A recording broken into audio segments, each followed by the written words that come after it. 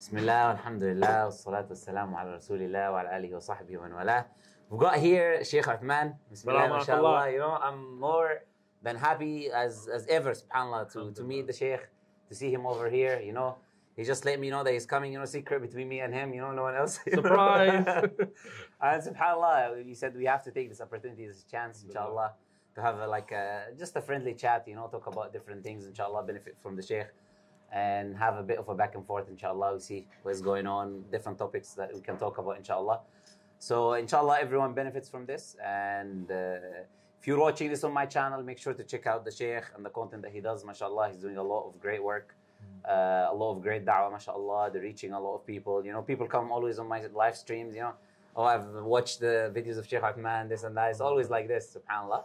So may Allah Azza wa Jal bless the brothers, and we have to always cooperate with people upon goodness, upon the Quran and Sunnah, upon correct beliefs, you know. And this is the Muslim Brotherhood, not the other Muslim Brotherhood, yeah? the good Muslim Brotherhood, you know. Having brotherhood in Islam and cooperating on good and doing things which benefits the Ummah, inshallah.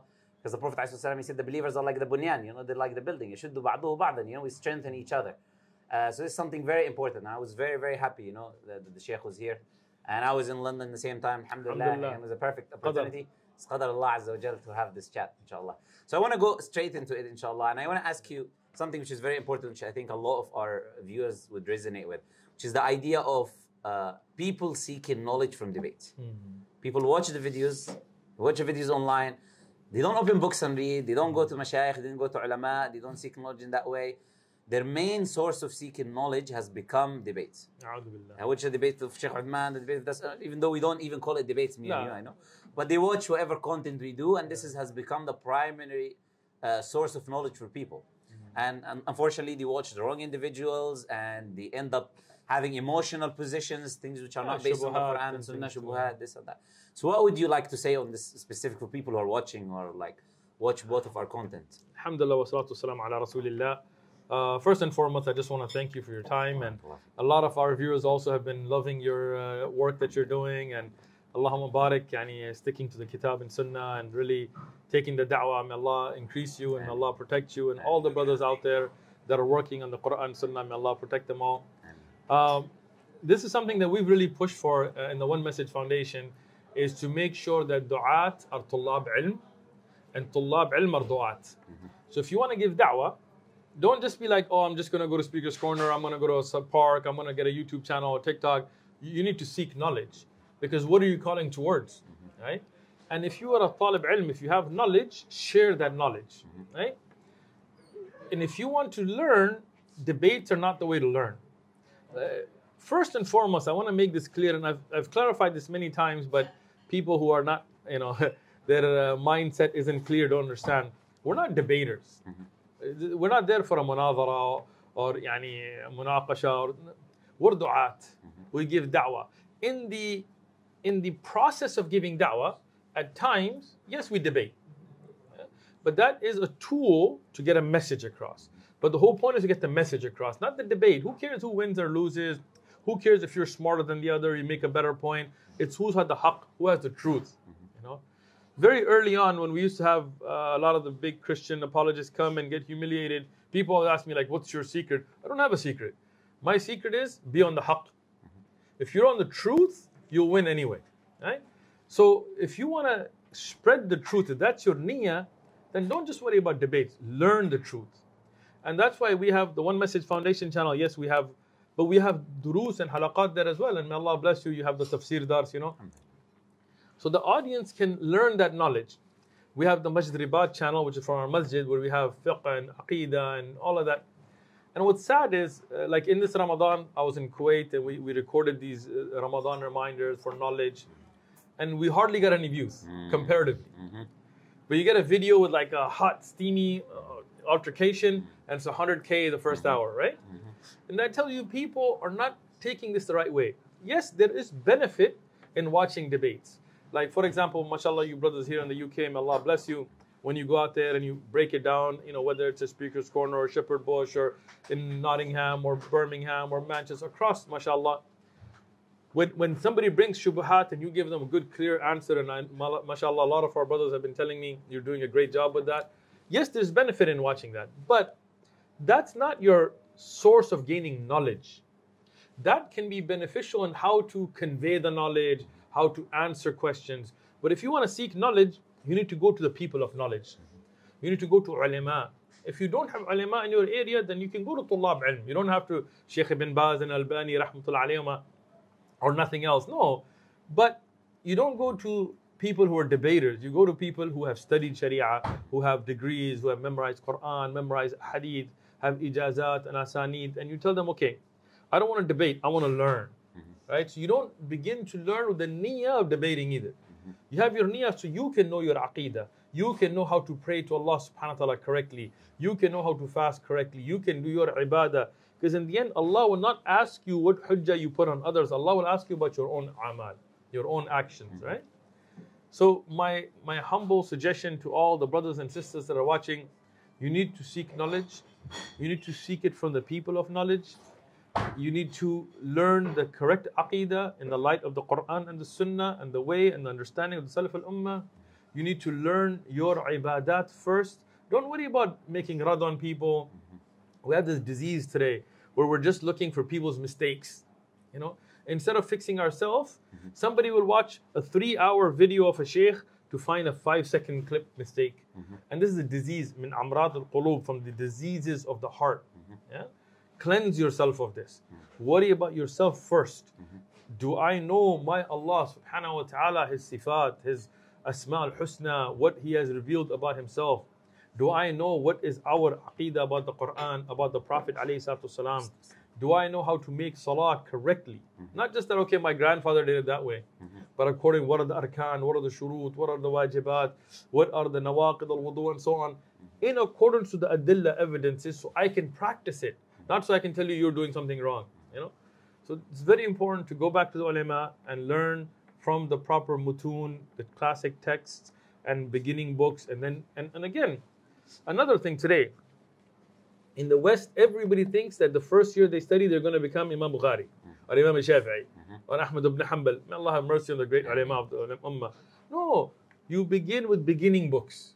You begin with like Akhsar, like we have Akhsar al-Mukhtasarat, Umdatul Ahkam, Umdatul Fiqh. We taught both of those. We did Dalil al-Talib. We did other books like beginning books. Arba'in Nawawi, books. So these are fiqh books. In Hadith we did Arba'un. We did Umdatul Ahkam of Dalil al-Maqdisi. We didn't finish it. Right now we're doing Zad al-Mustaqni'. I mean, it's on pause because I'm traveling a lot. We did Lum'at I'tiqad and Aqidah. You know, of course we did Usul al-Thalat, Aqwad al-Arba', all the classic books. Some of them we didn't record. Some of them were just me and a few brothers. But all of our du'at, we made sure that they go through the classic texts. And even right now in our masjid, we have a mahad, yani from the brothers who were from my students that went and studied, they came back, and some of them that moved to San Diego or so on that have studied, that are teaching mutun, that are teaching knowledge, that are teaching new Muslims Arabic, that are teaching, and this is very, very important. If you want your own self to grow, don't focus so much on debates and drama, focus on knowledge. Okay, so may Allah Azza wa Jalla reward you for that. So this is more of the advice of people to do. But I want also your feedback on the harm effects of doing that. Because like, subhanAllah, like I'm sure you get this as well. You get a lot of people who would message you, email you, this and that, and what they will end up saying is, I was doing da'wah online to this person and he told me this, and what is the answer? So what ends up happening is this, right?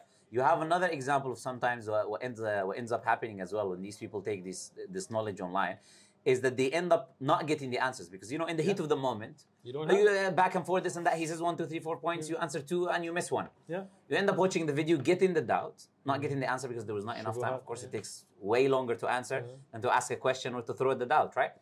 So they end up picking that up instead of picking up a benefit, right? Because we're saying you can pick up benefit and no one can deny that there are benefits, right?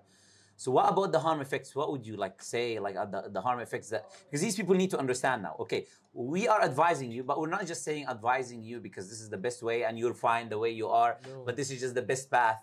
There are also big harm effects that you can take, right? Very true. And this is the problem that some people, even brothers who want and sisters that want to do da'wah, don't jump into it.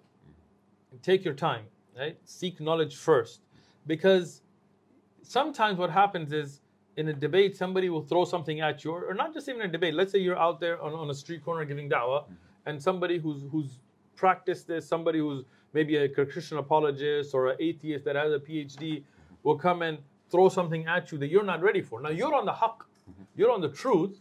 It's just that you may not have been ready for the answer. So now one of two scenarios happens. One happens, you give an answer that's wrong. Now you get the ithm, you get the sin for it, because this is not your religion. It's not just about defending, it's about clarifying. Balagh. Yani we're there to do tabligh, we're there to convey a message. Not just, we're not apologists. You know, like many people call me a Muslim apologist. I don't apologize for nothing, you know. So we're du'at, we're giving da'wah. What are we giving da'wah towards? The Quran and the Sunnah, what Allah has revealed. So our job is to convey. So if you don't know, don't make it up, because you'll get the sin for it. You'll misguide people, you'll misguide yourself and others. The second, you might get a shubha from the shubuhat, a doubt, that even though there is an answer, just because you don't have it, or you don't know the people around you that have it, it will mess you up. So very important, be in touch with the people of knowledge. Go and seek the knowledge first. I'm not saying you have to be a mufti to give da'wah. بَلِّغُ عَنِّي وَلَوْ آيَةً. But you should know that ayah. Not that you just go out and start talking about things you don't know. And if somebody asks you a question you don't know, don't feel shy to say, La adri wallahu alam. Let me get back to you. Alhamdulillah, yourself, and just from, I mean, I just met you today, but just from sitting with you, I can tell, alhamdulillah, you're in touch with the people of knowledge. You don't need to brag about it. You don't need to wear it on your sleeve. You don't need to bang with me like, yo, man, who you're Sheikh? You know, we're not doing all that, right? Yeah. But alhamdulillah, you are. So now, if you have a question, you can go to them, right? So I advise everybody else, look, get in touch with the people of knowledge. Those great ulama that have dedicated their life to the kitab, the sunnah, to fiqh and tafsir and ulum, and then learn from them. And then if you have something come up, go to them, they'll clarify it to you. Don't think you have to be Superman and you're going to figure out everything and you're going to, jump right into debating with apologists and things. It's not the way it goes. Look, people watch videos as if, like, just a couple of years ago, we started da'wah. No, I mean, alhamdulillah, myself and others have been studying since the middle to late 90s, right? I mean, not trying to age myself here, right? But it took years and years and years of that for us to then be like, okay, let's go out to the park and give da'wah. Today, people think we'll watch 10 TikTok videos, they're du'at.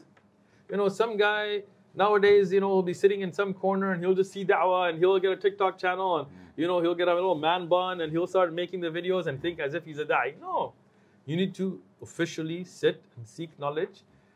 And if you don't, you getting involved in things or even watching things you don't understand, or watching the wrong person give the wrong answer, can harm your own iman. And now this is something that I want to comment on regarding this idea of da'wah, right? Da'wah and debate, they're not the same thing, right? And I think this needs a lot of clarifying, because sadly, a lot of the people now they watch different people. Some of these people, what they end up doing, they don't do da'wah, right? They do shouting back and forth, screaming back, exactly. Now, and a lot of people think this is da'wah, right? And I think we need a bit of a clarification for the people. What is da'wah, right? What is the difference between this idea of da'wah and debate? These are not the same thing, right? They are not. And again, with all due respect to the brothers from Speaker's Corner, Speaker's Corner was meant for debate originally, not da'wah, right? It was a place to convey free speech. So, I mean, I remember as a little kid, I used to be in the UK, and there was no du'at at that time that I remember, but we used to go by Speaker's Corner here in Hyde Park, and it would just be some crazy people standing on, crates talking about communism or, just any idea, aliens, right? And the idea to go and just throw wild ideas and debate it out is different. Now, may Allah reward the brothers who used that opportunity to give da'wah at Speaker's Corner. May Allah bless them, may Allah reward them, may Allah accept it for them. They laid the foundation. I mean, I want to give credit where credit is due. But then again, some of the younger brothers may not understand that concept, and that's why I'm glad we're having this conversation. Going out to prove a point at any cost is not da'wah. This is debate. When you take a debate class, and I've never taken one, Same, alhamdulillah, right? But I know how it works, and you're given a subject, whether you agree with it or not, you have to prove it, and you have to show your debate skills. That's not what da'wah is about. Da'wah is conveying a message. So our job is to convey it. Now, In the path of da'wah, sometimes you'll get obstacles, right? And then you have to clear those obstacles. And this is done in different ways. For example, in time of Sahaba radiyallahu anhum, because our da'wah has to go back to the Kitab, the way of Al-Mustafa alayhi salatu salam, and the way of the Sahaba, right? So when you look at Rasulullah sallallahu alaihi wasallam, when the Quran was revealed to the Prophet sallallahu alaihi wasallam, in Mecca, he was told to قُمْ فَأَنْدِرْ وَرَبُّكَ فَكَبِّرْ, right? Go and warn people and speak about the greatness of Allah. So look at the context, right? Asbab al-Nuzul. This wasn't about just taking Muslims and talking to them. Like some people, they have this idea that da'wah just means that I'm going to sit with you and be like, brother, have some tea. We're going to have a program. Let's go to the masjid. Yes. You're the muadhin. Please come to the masjid. You're the imam. Please come to the masjid. And this is da'wah, right? Look, giving nasiha, worrying about the Muslim ummah, wonderful. No doubt to it. But don't use those ayat then. Those ayat were revealed for the Prophet ﷺ to go to kuffar, right? And they were not there to go and debate with them, but to warn them, to remind them. When you go and warn people, you want good for them. You don't want bad for them. Like, may Allah protect you. Let's say if I see your car is getting broken into outside. If I don't like you, I might just ignore it. I just feel like I'm just enjoying my tea, right? But if I like you, I'm like, yo, brother, mashallah, there's a car being broken into, but watch yourself, right? I'm warning you because something good for you. Now, what if you turn around and you tell me, no, it's not, right? I'm like, okay, fine, whatever, up to you, right? Now, if it's more serious, there's a fire coming, sweeping through the neighborhood, right? If I like you and I want good for you, I'm going to warn you. I'll be like, brother, there's a fire coming, watch out. Now here, because it's a little more serious, even if you tell me, no, there isn't, I might be like, look, akhi, look, I'm telling you there's a fire coming. Like, even if I don't like you, I'm trying to warn you, right? But I'm not here to debate with you. I'm really trying to help you. That's how da'wah should be. People are going to a nar. They're going to hellfire. Some Christians, some Jews, some atheists have good akhlaq. They have good manners. Their overall good interaction, mu'amalat are good. So we want good for them. We don't want them to be going down the wrong path. Umar radiyallahu anhu, Ibn Abi Shayba has this riwayah. One time, he saw a rahib, a Christian priest, monk, who had locked himself. And Umar radiyallahu anhu in Sham, and he was told about this man. He had a vow of silence and didn't eat. He owned a little bit of what people gave. Umar radiyallahu anhu started crying. People said, oh, look, Umar got affected by his zuhud, Umar radiyallahu anhu said, no, that's not it. I'm crying because he destroyed his dunya and his akhirah. He didn't enjoy in dunya and he will have nothing in the akhirah. So sometimes you see somebody very, overall good in their mu'amalat and how they deal with people, their charity, their good manners, but they're destroying their akhirah. So we should care about them by giving them da'wah. Not that we want to put them down, not that we want to win from them. We want to convey. So when you have a hurdle for the da'wah, then sometimes you have to push that hurdle. Sometimes debate comes in there. Right? Sometimes the hurdle is they're not understanding their point because they're stuck on the Bible. So now you have to show them the contradictions or the mistakes or the theological traps within the Bible. So then you clear that hurdle and then you convey the message. Sahaba radiyallahu anhum at times had to do it with the sword. They would go to Faras or Rome and they wouldn't let them do the da'wah. So they would clear the hurdle. The point wasn't the qital, the point was to get the da'wah across, right? So debate is like that. Yes, it's a tool that at times needed, but that's not the goal. And that's what people miss. People think this is the goal. No, the goal is we want good for all of mankind.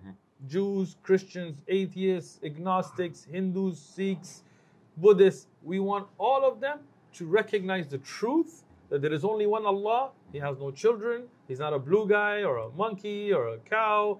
And we want them to recognize their creator and worship that one creator so they can be saved. We don't want money from them. We don't want fame. We don't want views. We don't want subscribers. We don't want any of that. We want to connect the makhluk to the khaliq. And subhanAllah, something is just simple to say about that.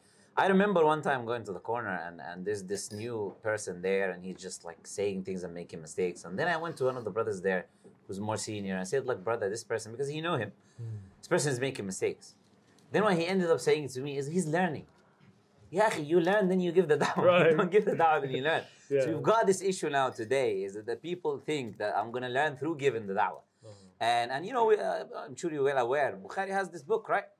باب العلم قبل العمل, and he uses the verse of the Quran, فَعْلَمْ أَنَّهُ لَا إِلَهَ إِلَّا اللَّهِ وَاسْتَغْفِرْ لِذَنبِكَ. Know first that there is La ilaha illallah. Then do istighfar, then the action comes later. And if there's one thing I've learned from all of these years, subhanAllah, wallahi, if there's one thing, the most important thing I would say, learned in all the years I've done da'wah, is this idea. Da'wah is not about convincing the other person. Yeah. Wallahi, this takes so much weight from your shoulder. Yeah. Like, why do you try to go spin around, use this argument, this philosophical argument, this, that. You're trying your best to convince someone. And then Allah did not give you that. He did not say to you, He did not put that responsibility. Allah says, لَسْتَ عَلَيْهِمْ بِمُسَيْطِرٍ. You're not a controller over them. You know, it's only upon the messenger to deliver the message, subhanAllah. So it's very important, and I think it's good that we're clarifying this. But also, what about the idea of when people watch you? Now we're talking about the theoretical knowledge and this and that. What about how you behave, right? How much does that affect the non-Muslims that are perceiving the content that you're doing, you know? Yeah, I mean, we have people who claim to be du'at, and a lot of them, na'ud billah, they're lax on their own salawat, like they don't pray on time. A lot of them, yani, as far as even their dealings in the da'wah. And I want to caveat this by saying nobody's perfect. We're not expecting perfection. Me, you, every other da'i, we have our own shortcomings, we have our own faults. None of us claim to be perfect. But you have to do the da'wah in the right way, right? So for example, may Allah reward you, I've seen you in your videos as well. We were the first ones, I believe, that started, we blur the women, right?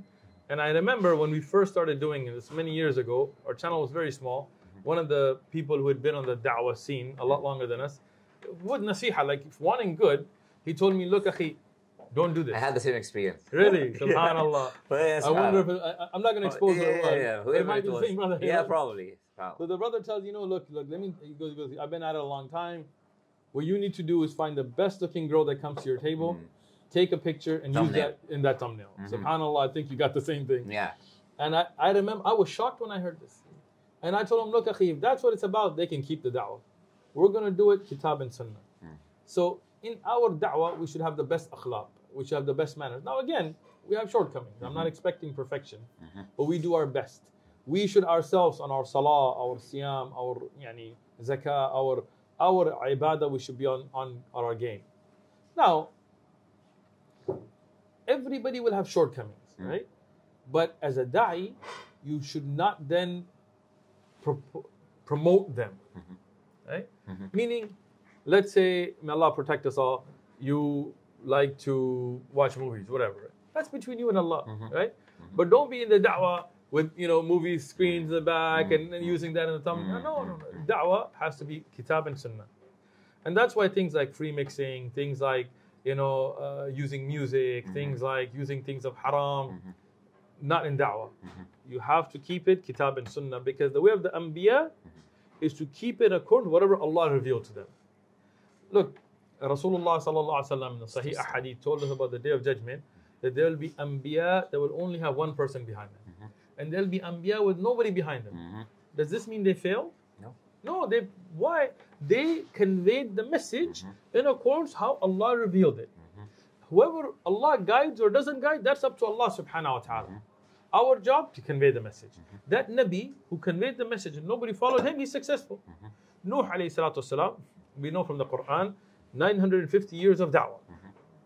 Imagine, like for us, if 5-6 hours, you get a headache, you're like, man, it's not worth it, I'm going home.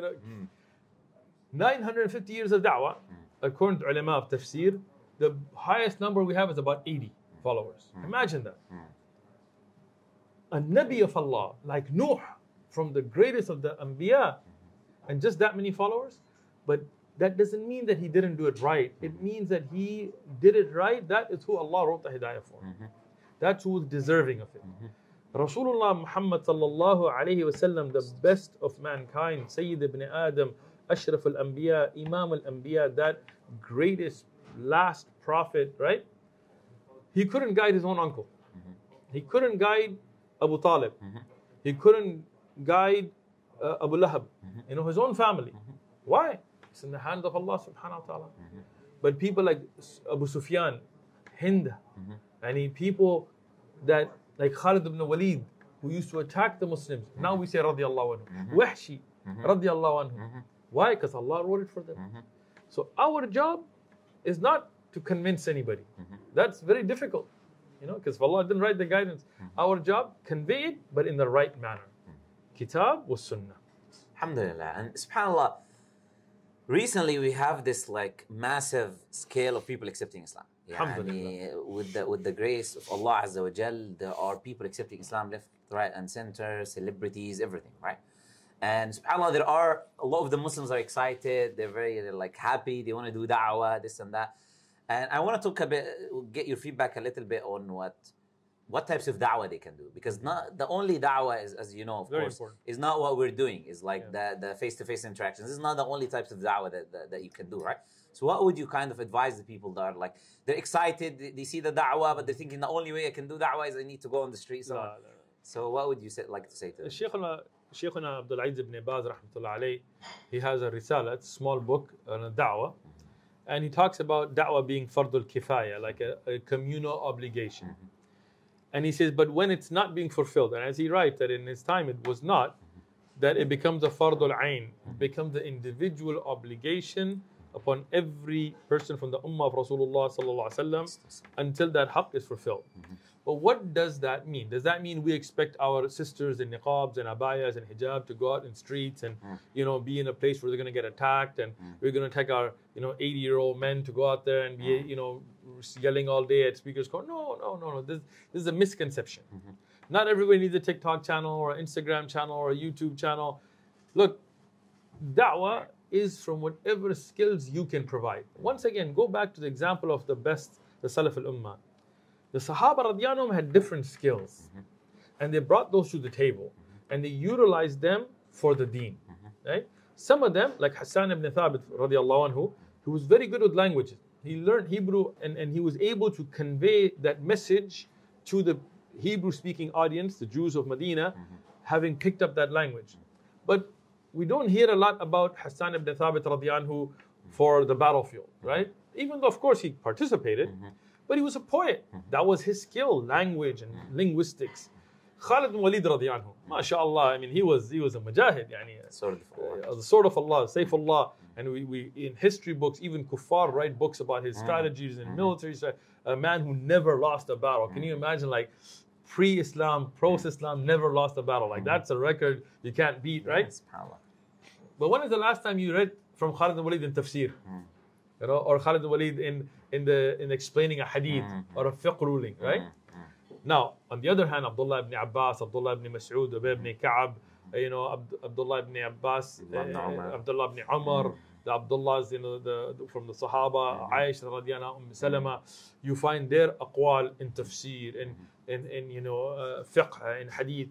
So that means they all had skills, right? Now, like that, people have skills today. Allah bless you, Allah, and I'm not praising you in front of you, just give an example. You have a good way of being able to explain things, right? And a lot of our brothers from San Diego have been watching your stuff. So may Allah accept it from you and them and us. Khalas, so this is what Allah has given you with. Utilize that for the da'wah. But you are a very small part of that team. There's people behind this camera right now. There are people that I gave you funding to buy these equipment. There are people that take your videos and promote them. That is a major part of da'wah. I am not the president of OMF. I didn't start OMF. I'm a nobody. I'm just a regular da'i amongst the brothers from OMF. There are many other brothers that are behind the screen that go and set up the table, that order the English language translations and give them out and deal with all that paperwork. May Allah reward them. That deal with the filing taxes and stuff that I hate doing, right? But all of that together is how the da'wah works. So if you are blessed with Allah subhanahu wa ta'ala with some knowledge and you have the ability to convey it, that's your da'wah, right? If Allah subhanahu wa ta'ala bless you with wealth, that can be your da'wah. You can come to Brother Muhammad Ali and be like, Akhi, look, I hate speaking, I get nervous, I don't want to be out in there, I don't want to get attacked and all that, but Allah has given me some barakah in my rizq and my money, I want to donate. So not for you to make money off of, but for you to go and buy, for example, like we just ordered 100,000 English translation of the Quran, right? Before that, we bought cameras, we bought, permits, for example, warehouses. At times, when you go out to different countries, to fly the du'at and this, I can contribute that way. That's your da'wah. Maybe Allah gave you the ability with technology, and that's a very important thing nowadays. Because for me, for example, I'm not a tech guy. Like, even though I have a degree in computer science, it's not my thing, but there are brothers and sisters that have set up TikTok channels, that have set up Instagrams, that have set up all kinds of different social media accounts. I don't even know them. But may Allah reward them. They take those clips, they put them out there, and that's their da'wah. Women in niqab and abaya and hijab that are sitting in their houses, never, no tabarruj, no going out and showing, no need. But they are instrumental in the da'wah. Women that encourage their husbands, that encourage their fathers, that encourage their children, that women that make those clips and put it on the social media, that translate into different languages, that's your da'wah then. Every one of us has to be involved, but in your capacity. True. And all of it's equally as important. Absolutely. SubhanAllah, sometimes I get surprised when people send me things and some videos of the channel in languages I didn't even expect. Like, this is the video translated in Russian. I've never seen this. And it's a whole channel. And I'm sure you get this a lot. And SubhanAllah, it's there are more views on those videos than our own channel. SubhanAllah. I saw a video in Bahasa, in the Indonesian language. It had like 20 million views. You know, and subhanallah, I don't even speak Bahasa, you know. I saw a video of mine in Russian, you know, I forgot how many million views it had. I was like, no idea, you know, in Arabic, you know. And a lot of those channels, we have no idea who they are. We don't copyright any of our stuff. You know, if anybody wants to use it, khalas. I need the da'wah for Allah subhanahu wa ta'ala. But those people are getting that reward.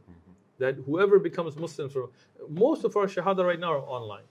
Although we have a good amount still in person, most of them are online. And most of them are not through our channel. They're through other people. So may Allah put it in their mizan hasanat, in their scale of good deeds, that even without ever stepping out into the field of, you know, because that was not easy. You know, right? When you go out to the Speaker's Corner or Balboa Park or Midway or wherever else, you know, in Manchester or Nottingham or whatever, you're going to get attacked. You're going to get spit at. You're going to get rushed. I mean, I've been physically attacked more than once. You know, you could get stabbed, you could get shot, you could get, you know, all these kinds of things. But not everybody needs to be in that danger, right? Some people step into it, may Allah accept it from them, protect them all. Other people from behind can do as much, if not more, by supporting it. You know?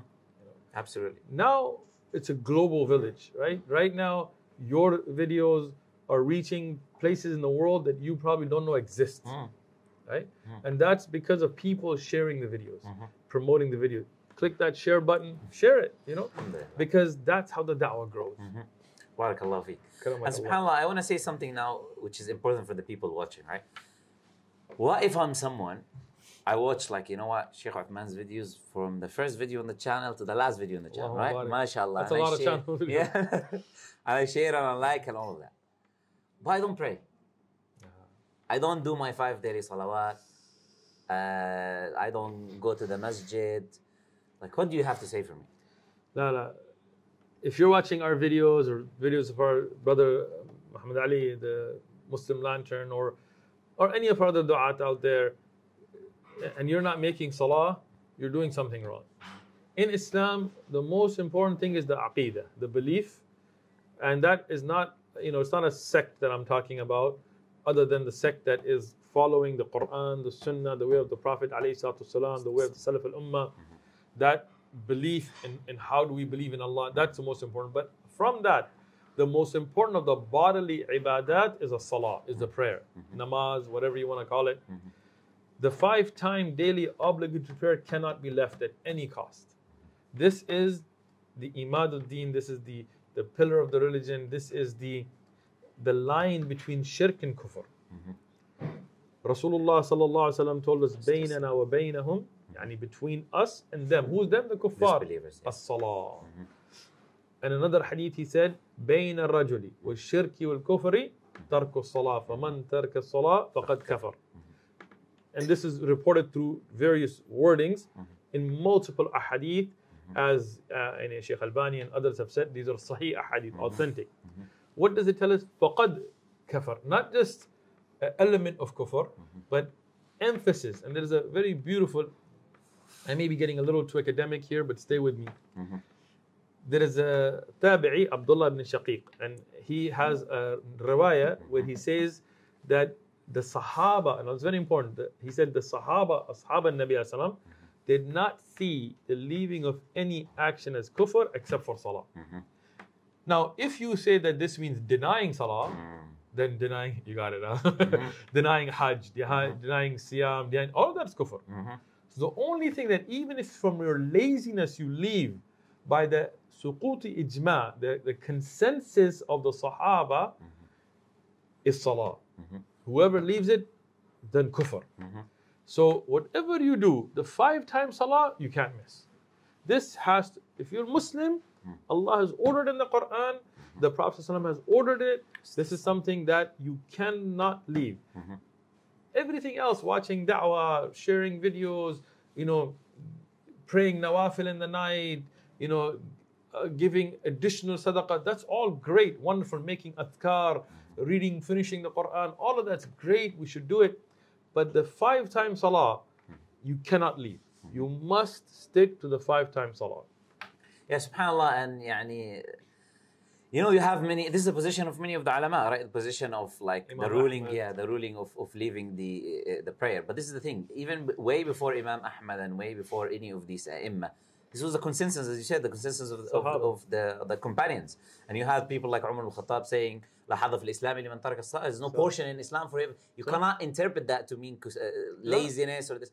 It's clear cut, right? And all of the companions, you have sayings like this from Ali ibn Abi Talib, from Abdullah ibn Abbas, etc. Okay, way later on, you have people, bring in other views and this and that. But even these views, subhanAllah, and this is the thing that I always say, you want to take the views of the other imams, right? You want to take you don't want to take the madhab of Imam Ahmad that person commits disbelief. You want to take the opinion of Shafi'i and Malik that say that he's put in prison till he prays, and if he does not pray, he's killed had. Right. Not ridda, he's killed, but he's killed had, right?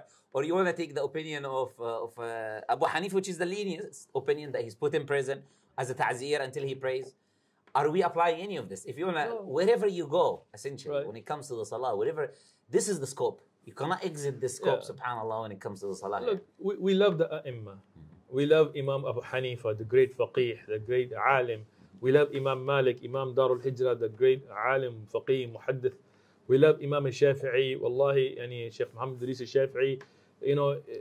I love reading from his usul, from al-Umm, from his poems, beautiful, amazing, great scholar. We love Imam Ahmad ibn Hanbal, Imam Ahl Sunnah.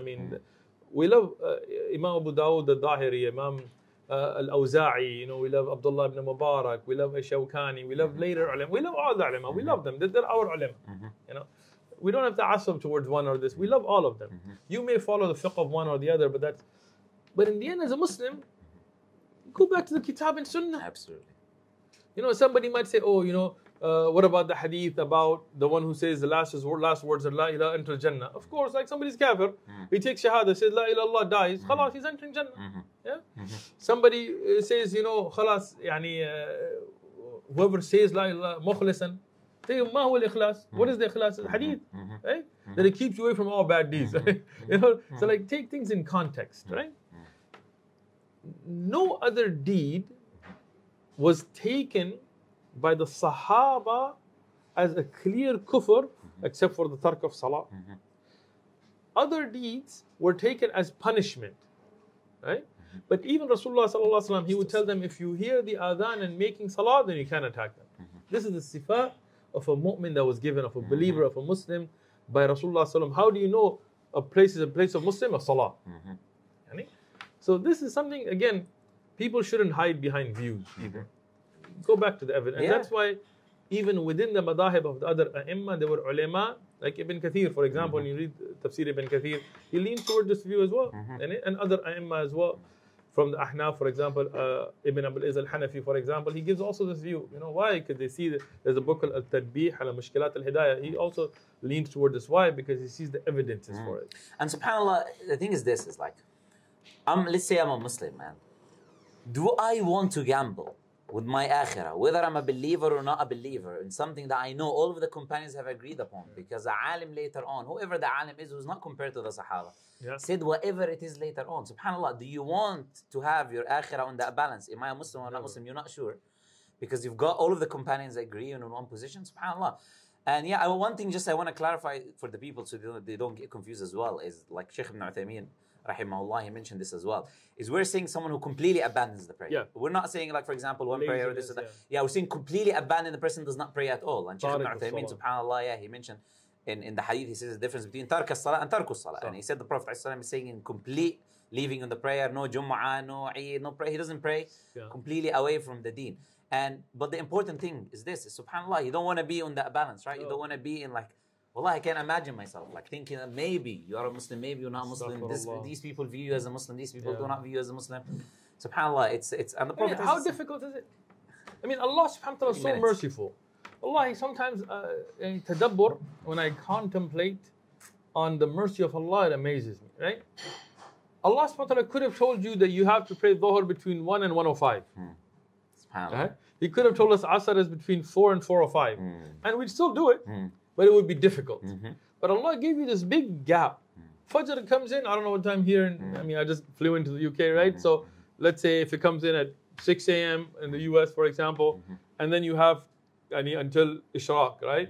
Whatever, 7, 8, 9, you have 2-3 hours, right? Depending on, schedules. Yes. Dhuhr comes in maybe around noon, and then you have to like 3 o'clock, right? Asr comes in at 3, maybe you have till 5, or 6. Then Maghrib comes in, then you have from 5 to like 9 or 8, depending. Then Isha comes in and you have to the middle of the night or, the end of the night. Allah gave you this big gap, and still like a few minutes you can't take out for salah. I mean, it's something. Look, you don't take time out to eat. You ever think like, oh man, drinking water is a pain. I don't have time to drink water. Oh, you get thirsty. But what about feeding your soul? Right? That necessity of the 5 times salawat. Now, nawafil, this is your health. This is how you're going to get healthy. This is how you're going to build your connection with Allah. But the 5 times salat, you can't play with. SubhanAllah. And we talked about the something which is interesting, which is the idea of blaring people in the video. And I think this is good for us to say to the people watching as well. Because I want to talk about the hijab. I also want to talk a little bit on free mixing as well. But before we get into free mixing, let's start with the hijab first. But on that, SubhanAllah, is like, I remember, as you said in the beginning, we used to do blaring our videos. We probably didn't know about my channel. I didn't know about your channel. We were doing this a way long time ago, and I remember I was doing it myself on Premiere Pro. It's taking long hours, and we probably we still do. SubhanAllah, it takes long hours on Premiere Pro to do. Now I have edited, alhamdulillah, at least he helps. That time used to take, my son, Allah reward him, he used to sit for hours and hours. It's a long process. We were on Final Cut Pro and Camtasia before that, and it was frame by frame because the person This is the thing. And my problem is I'm a perfectionist. If it shows for the problem I have is the OCD thing. So it even made it worse because sometimes the software does not work, so I have to do it again. And I mean, a lot of the people use bots and stuff, and it just doesn't work because in Dawah, a lot of times you're moving and they're moving, and then the bot blurs you out or flips for a second. Absolutely. So it took a long time. SubhanAllah. And the thing is, SubhanAllah, is my viewers have got used to that. So what happened is this. Let's say recently I uploaded a video and the editor, he forgot to blur because I was reacting to something or commenting on something. He forgot to blur the short. It's a few seconds and someone showed that I had people commenting and emailing me. Why did he email me? This has become a habit, right? It's become a habit for the people watching. Okay, we know this brother, he doesn't have music, for example. This brother, he doesn't have this and that. We need to, and we need to speak now to the people who are not doing this, the du'a who are not doing this on their channels, right? 2 things. First, the du'a who are not doing this on the channel, and then the people to put pressure on them to do this on their channel. We need to start this as a sunnah. Don't say to me, Westerners are doing this, people are used to it, TV, this. It's irrelevant, right? So what do you want to say to the people and then the du'a as well? Look, when it comes to this idea of blaring first. Our job is to do what we can from our end to the best of our ability for the sake of Allah. The results are in the hands of Allah. So when you look at the Anbiya, again, our da'wah should always go back to the Quran and the Sunnah, the way of the Salaf al-Ummah, the way of the Anbiya. Not some new way, like new is bid'ah. Stick to the Sunnah, Stick to the Sunnah. So,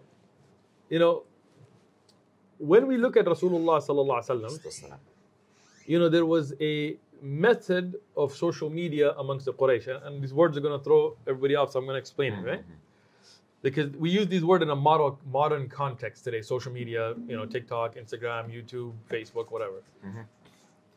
But there's always been social media. It's just different forms. There was at a time it was big news, like BBC and Fox, and now nobody watches them because everybody goes to Twitter to get their news now, right?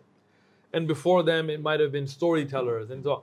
So in the time of Rasulullah sallallahu alaihi wasallam, they had a method which was to warn of an attack. And what they would do, and I taught the seerah where I gave the references, and you know better, but mashallah, the people can look it up as well. They would go on a hill in Mecca, and they would take all their clothes off, right? Get naked.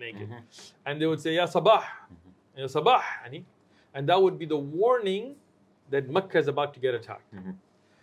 Now, why did they get on the hill? To get the noise. Why did they take their clothes off? Because if you couldn't hear you, they could see the naked guy there, and that was a known social media warning sign to communicate an attack, imminent attack.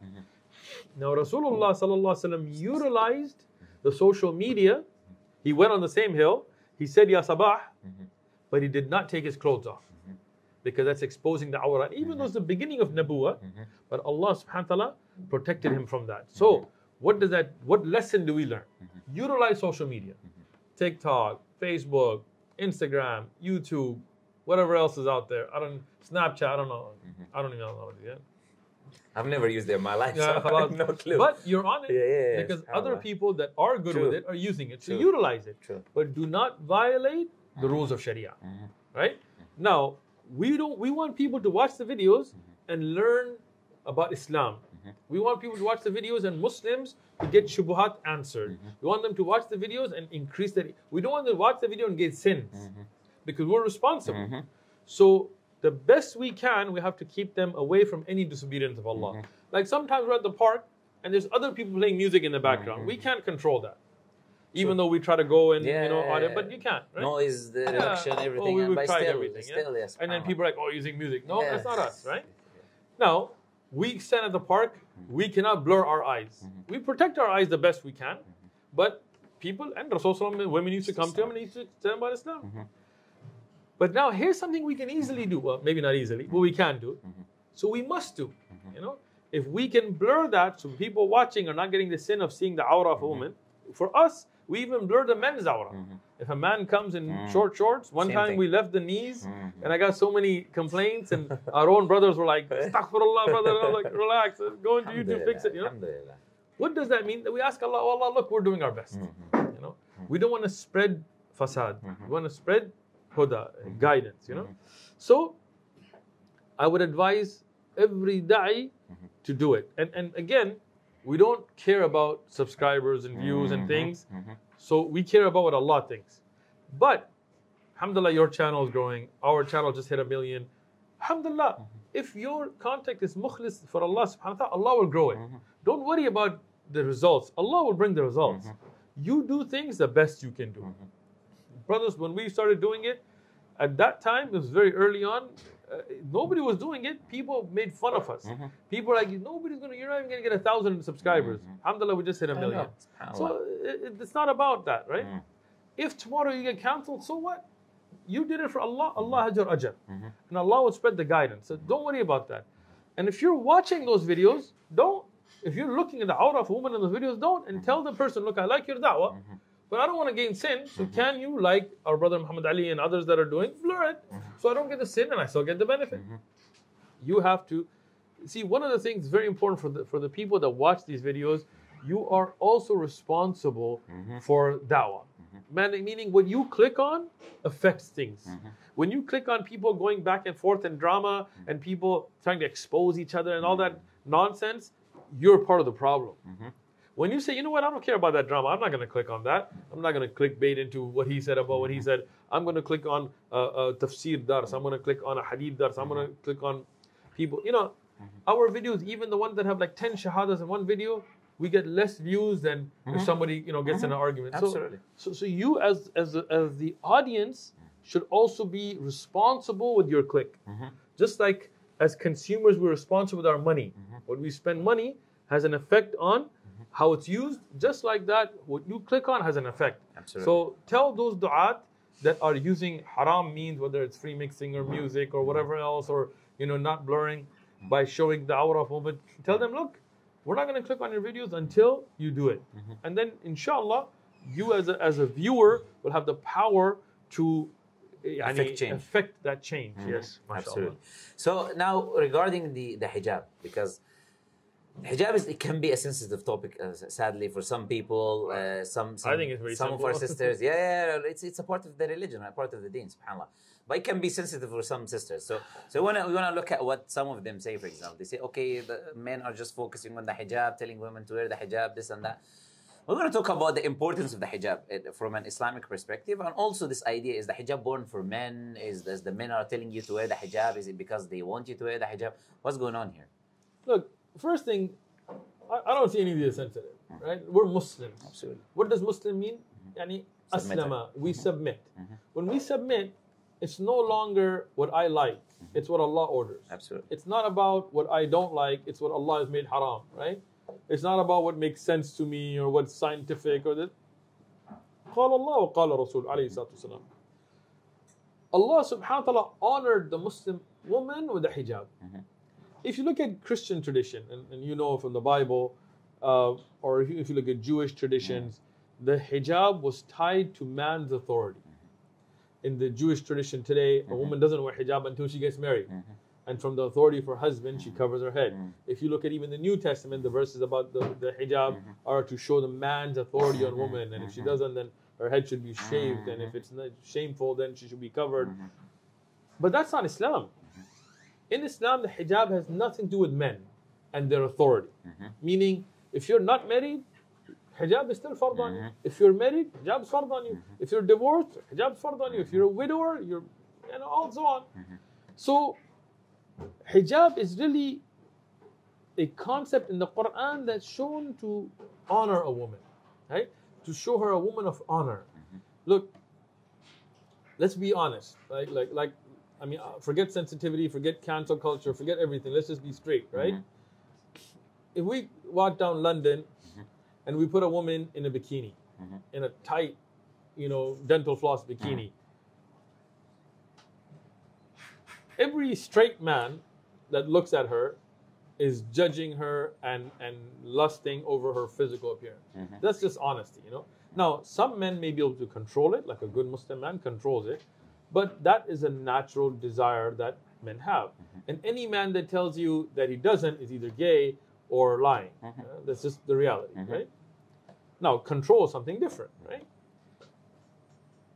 When you see a woman in hijab, in a abaya, in khimar, in niqab, in gloves, you cannot judge her on her measurements. You cannot say, this chest and this waist and this. Now you have to respect her for herself, for what comes out of her mouth, from her knowledge, from her piety, from her, this honor and this respect is right away. And you will see it even amongst kuffar. Even a kafir man, even for whatever sense he may have hatred toward Muslim, whatever, but you will see him acting in a respectful way, even if he's harmful, in a respectful way, the woman in abaya and hijab and things. Why? Because that is an honor that Allah gave to the Muslim woman, right? When we look at Western media, they played an amazing trick. They played a mental game, right? Vicious men like Weinstein and Epstein, interesting, they're all Steens, coincidence. They used these ideas to harm women. They told women, we want to liberate you. You're backwards in these skirts and these blouses. We want to take you out of that. But what did they do? They took them out and then they attacked them. And they used them as bait. They used them as blackmail material. They used them as a way of fulfilling harmful desires and in illicit ways, and then crushed them. I mean, if you look at some of the psychological and physical abuse that went with it, you look at the rape rate, so on. So this is something that that they played a trick. And Allah subhanahu wa ta'ala protected our sisters from it. But some of our sisters, they're falling for the trick. You're having the wolf who wants to make you their meal act like as if they're protecting you. The wolf doesn't protect you. The shepherd dog protects you, you know. And this is the problem. When you have a Muslim woman that doesn't put herself in khalwa with a non-Muslim man, a Muslim woman who protects her beauty, yes, in front of her father, her brother, those that she's safe from, yes, she can show her face and hands and things like this, you know, and then in front of her husband, she can show anything because that's where the natural desire is and should be. Then Allah protects her from those things. And when those are taken away and that harm comes, sometimes it's too late. By the time you realize that you've already been damaged and harmed and hurt and used in such ways that you can never repair it, even though, of course, tawbah and everything is there. But we don't want to put our sisters in that situation. We want to protect them as Allah wants to honor them and protect them with the hijab. This is an honor. This is something that is blessed, has nothing to do with men and their authority. It's got nothing to do with your husband or your father. It has to do with you and Allah. You know, subhanAllah, there's just a small thing I wanted to say, which is I mentioned before, and I was giving a lecture in the university, is like I said, if wearing the hijab is for men, which one do men like more? Seeing more skin or seeing less skin? Which one do we like? Which one do we like? If it's for us, what do we say? Wear more clothes or wear less clothes, right? It's just basic common sense if you want to use it, subhanAllah. So what about like the women who say, some women, right? The hijab is for the time of the Sahaba, the companions, and we're new culture, we're new age now. Men are gay today? Yeah, I don't know. Changed, right? No, this is ridiculous, you know? Yeah. Look, Allah subhanahu wa ta'ala did not reveal ayat with a expiration date. Unless there is nasikh and mansukh and you can have evidence for it. The ahkam of Allah for all times. Allah subhanahu wa ta'ala knew the 21st and 22nd and 20th and these different centuries would come and how the situation would be. Allah made, you know, salah for all times. You know, one brother, he was, you know, one of those people that had some issues, you know, they think they're very smart. And he was like, look, wudu was only for the time of the Prophet ﷺ because they were in a desert. And their sand got on them, you know. So I told him, Akhi, if that was true, then why would he make tayammum? More sand. More sand, right? It's not about that. Look, Allah knows best.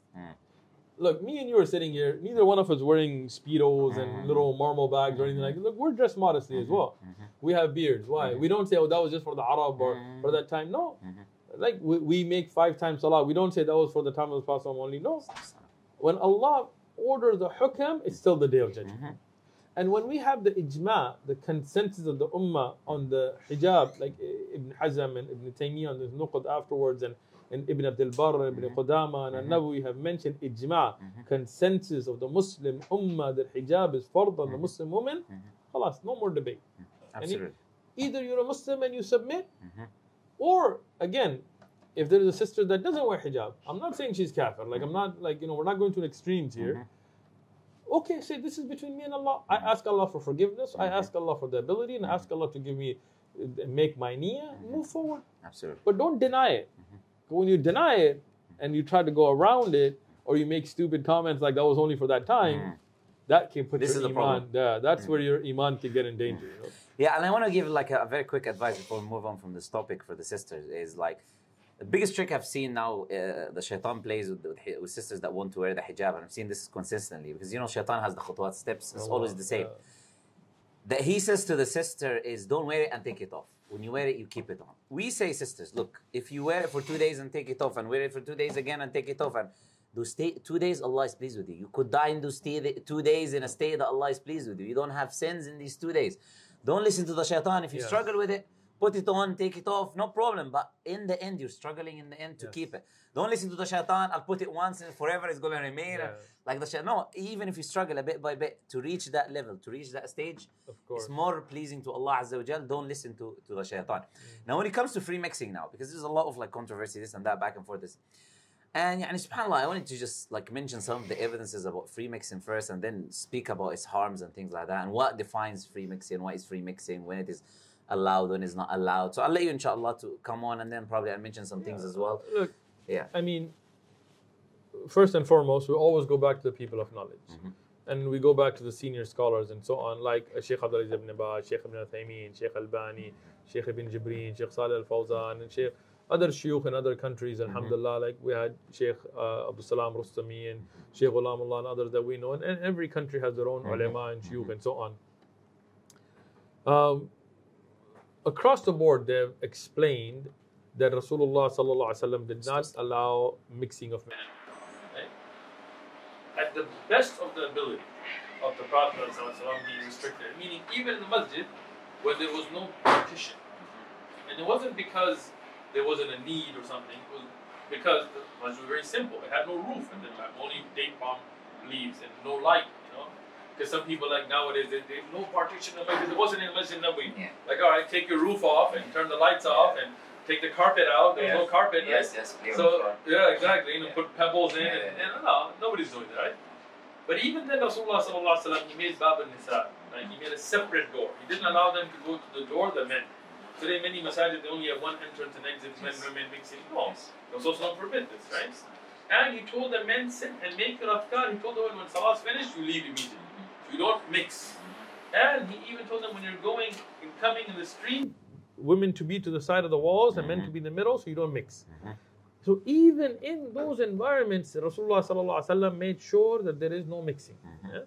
And this is not my opinion. I mean, again, like you can read Sheikh Ibn Taymiyyah, and you can before him Imam Ahmad and other Imam Shafi'i and others that have written about this in Al-Umm, and the Fatwa were asked of Imam Shafi'i, and he explained it. In the Masali, Imam Ahmad from Abu Dawud, Al-Brihani and others, they asked him, he explained it. They forbid this free mixing of men and women. Sometimes there's no option, like you're taking a train, you're taking a plane, I get it, right?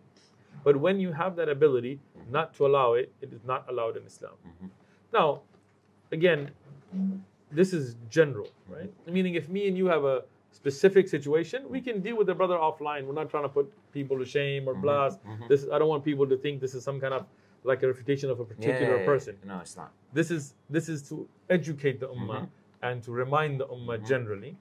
And people that may have some mistakes, we can obviously speak to them, particularly ourselves offline and so on. Absolutely. But this is a big fitna nowadays in the ummah, where this concept of separating the sexes is being attacked, and people are trying to do away with it. And it's opening up a lot of doors for fitna, where the hikmah of not having, for example, khalwa, and free mixing and khalwa are not the same thing, but I'm explaining. Khalwa is when one man and one woman are alone with no mahram there and so on, right? Nowadays you have imams that have counseling sessions one-on-one with sisters, right? And this is wrong. And I've seen this in a masjid, and I condemned it. And they mocked me. Oh, you're hard. You're fundamentalist. You're harsh. You're Wahhabi. Well, whatever word they can throw at you. All of those words mean nothing to me, right?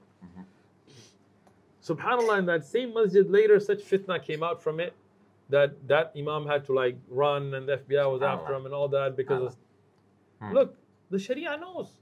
Why? Because Allah knows, and Allah ordained the Sharia. Allah knows the fitrah of insan better than us. He knows you and me better than us. He knows what's good for us. He knows what's bad for us. So when Allah ordains something, just accept it. When Allah makes something haram, just leave it. It's simple. But the problem with people is they think they know better than Allah, na'udhu billah, and they try to find ways around. Instead of grabbing the ear from here, they want to grab it from here. And that's why I'm always very careful when somebody says I have a fatwa. Because how do they word that fatwa? The question. The question. It's always like we have this issue of riba in America, right? People buying houses on riba. I have a fatwa. What's the fatwa?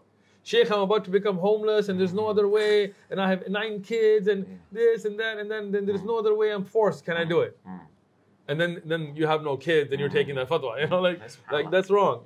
So everybody knows that men and women that are not mahram sitting together, faces uncovered, looking at each other and things causes problems. Just kill it. Let it go. Down. Get rid of it. Why do you need it? Why can't we deal with these issues without this? Right? Yes, sometimes street dawah, you can't. Like if you're at Speaker's Corner, someone asks you about Islam, you can't be like, here, like cover up. No, right? Okay, I understand that. But if me and you are going to sit, like we're sitting and doing a discussion right now, why do I need to bring a sister to sit in here with you? Right? If her input is needed, she can give it in a way that she's not facing me. Absolutely. You know? Yeah, subhanAllah. And this is the thing. Like in da'wah, we're again, So what we're saying so far is, look, free mixing can be allowed in the cases of necessity, not because it's free mixing, but every shari'i ruling in cases of necessity is allowed, right? So in the da'wah, if you're doing street da'wah, the woman cannot be doing street da'wah and you get someone coming stabbing her or doing... She cannot, this is not a place. Da'wah is been prophets have been men. This is how Allah Azza wa Jalla have sent them, right? So it's a case of necessity that we would have to deal with the woman, this and that. Okay.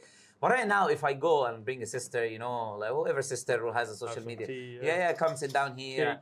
And we joke a little bit, you know, open up. SubhanAllah, just be generous and this and that, right? And back and forth, and maybe I'm talking about sensitive topics to do with Islam. SubhanAllah, it's clear. The Quran and the Sunnah are clear. You mentioned many of the things the Prophet ﷺ, he said he was sitting down and he didn't stand until the women left. And when he stood up, the Sahaba stood up. So they let the women go first. You have Allah Azza wa Jalla in the Quran, you know, Musa alayhi salam and the two girls, right?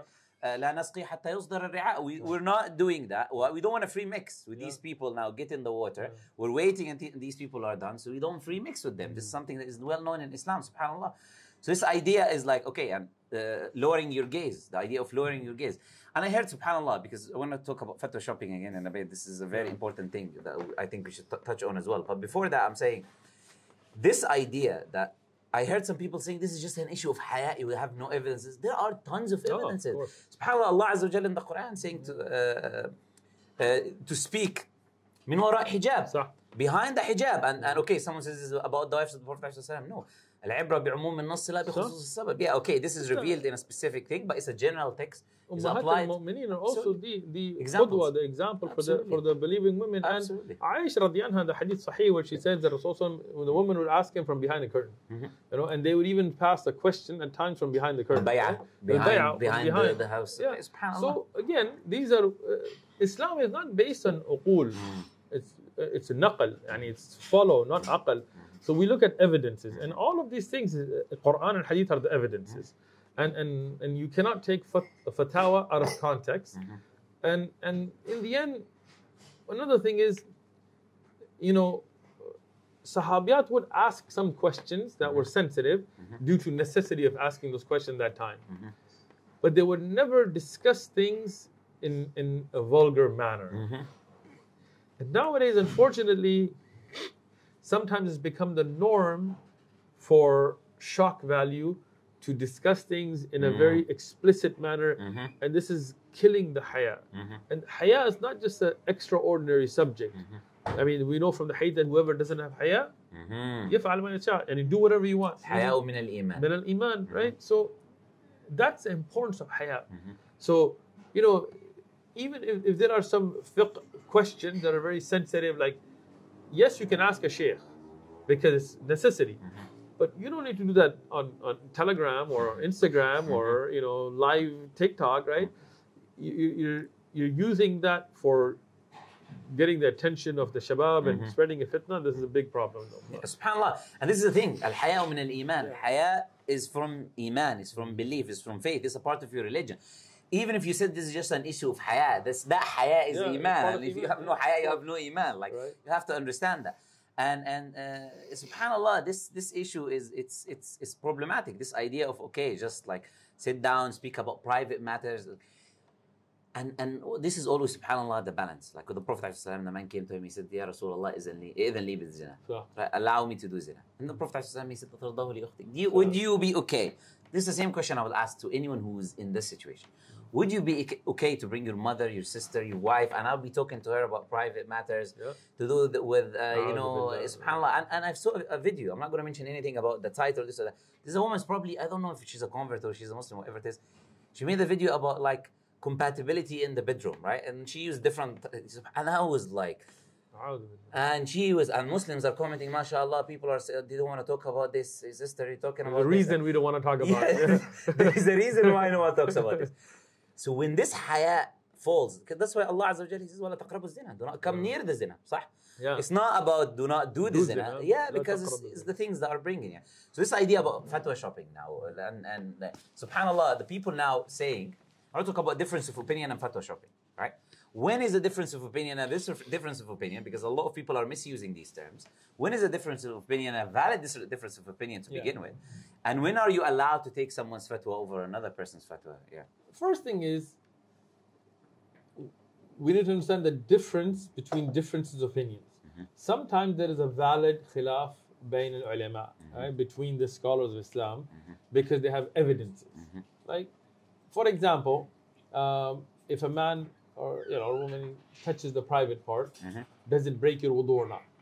Right? There is two. Yes. I mean, there's more than two opinions, but basic two opinions. One is that yes, it does. One is that no, it doesn't. Now again, you can go further into with shahwa, dun shahwa, and so on. Now here, the ulama that take these different opinions have evidences. Some of the ai*imma, like Imam Abu Hanifa and others, they take that it does not, right? And they say, look, has hadith of Rasulullah sallallahu alaihi wasallam, exactly, it's a part of you, and so on, from the hadith of the old man. Some ai*imma and ulama, they say yes, it does, and they bring the ahadith. Exactly. Yes, so absolutely. both sahih ahadith. Now, Sheikh ibn Taymiyyah, for example, he brings them together by saying, lamas bishahwa, so he says it's mustahab, istihbab, and so on. And he brings also the issue of shahwa and dun shahwa. Yes, in the Maliki school as well, in the Shafi'i school. Hanabila have both aqwal as well. This is a valid khilaf. We don't break the ummah on this, we don't criticize because there are clear evidences. Now, what's the strongest opinion based on evidences? This is something for ulama to explain, and the scholar that you know and trust and you get the evidences from, then you follow that opinion. On the other hand, if somebody says, following hadith or not, is difference of opinion. No, there's no difference of opinion on this, right?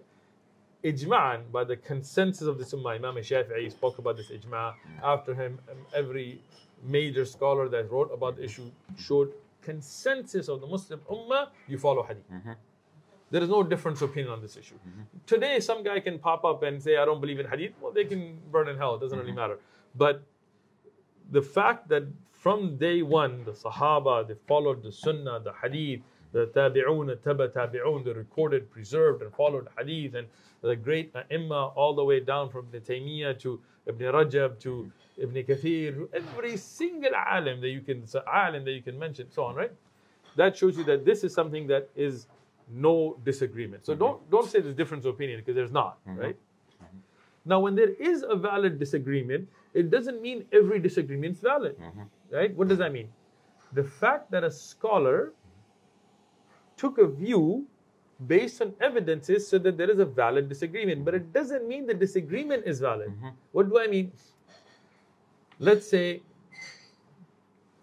a scholar said that eating meat that's been cooked invalidates your wudu.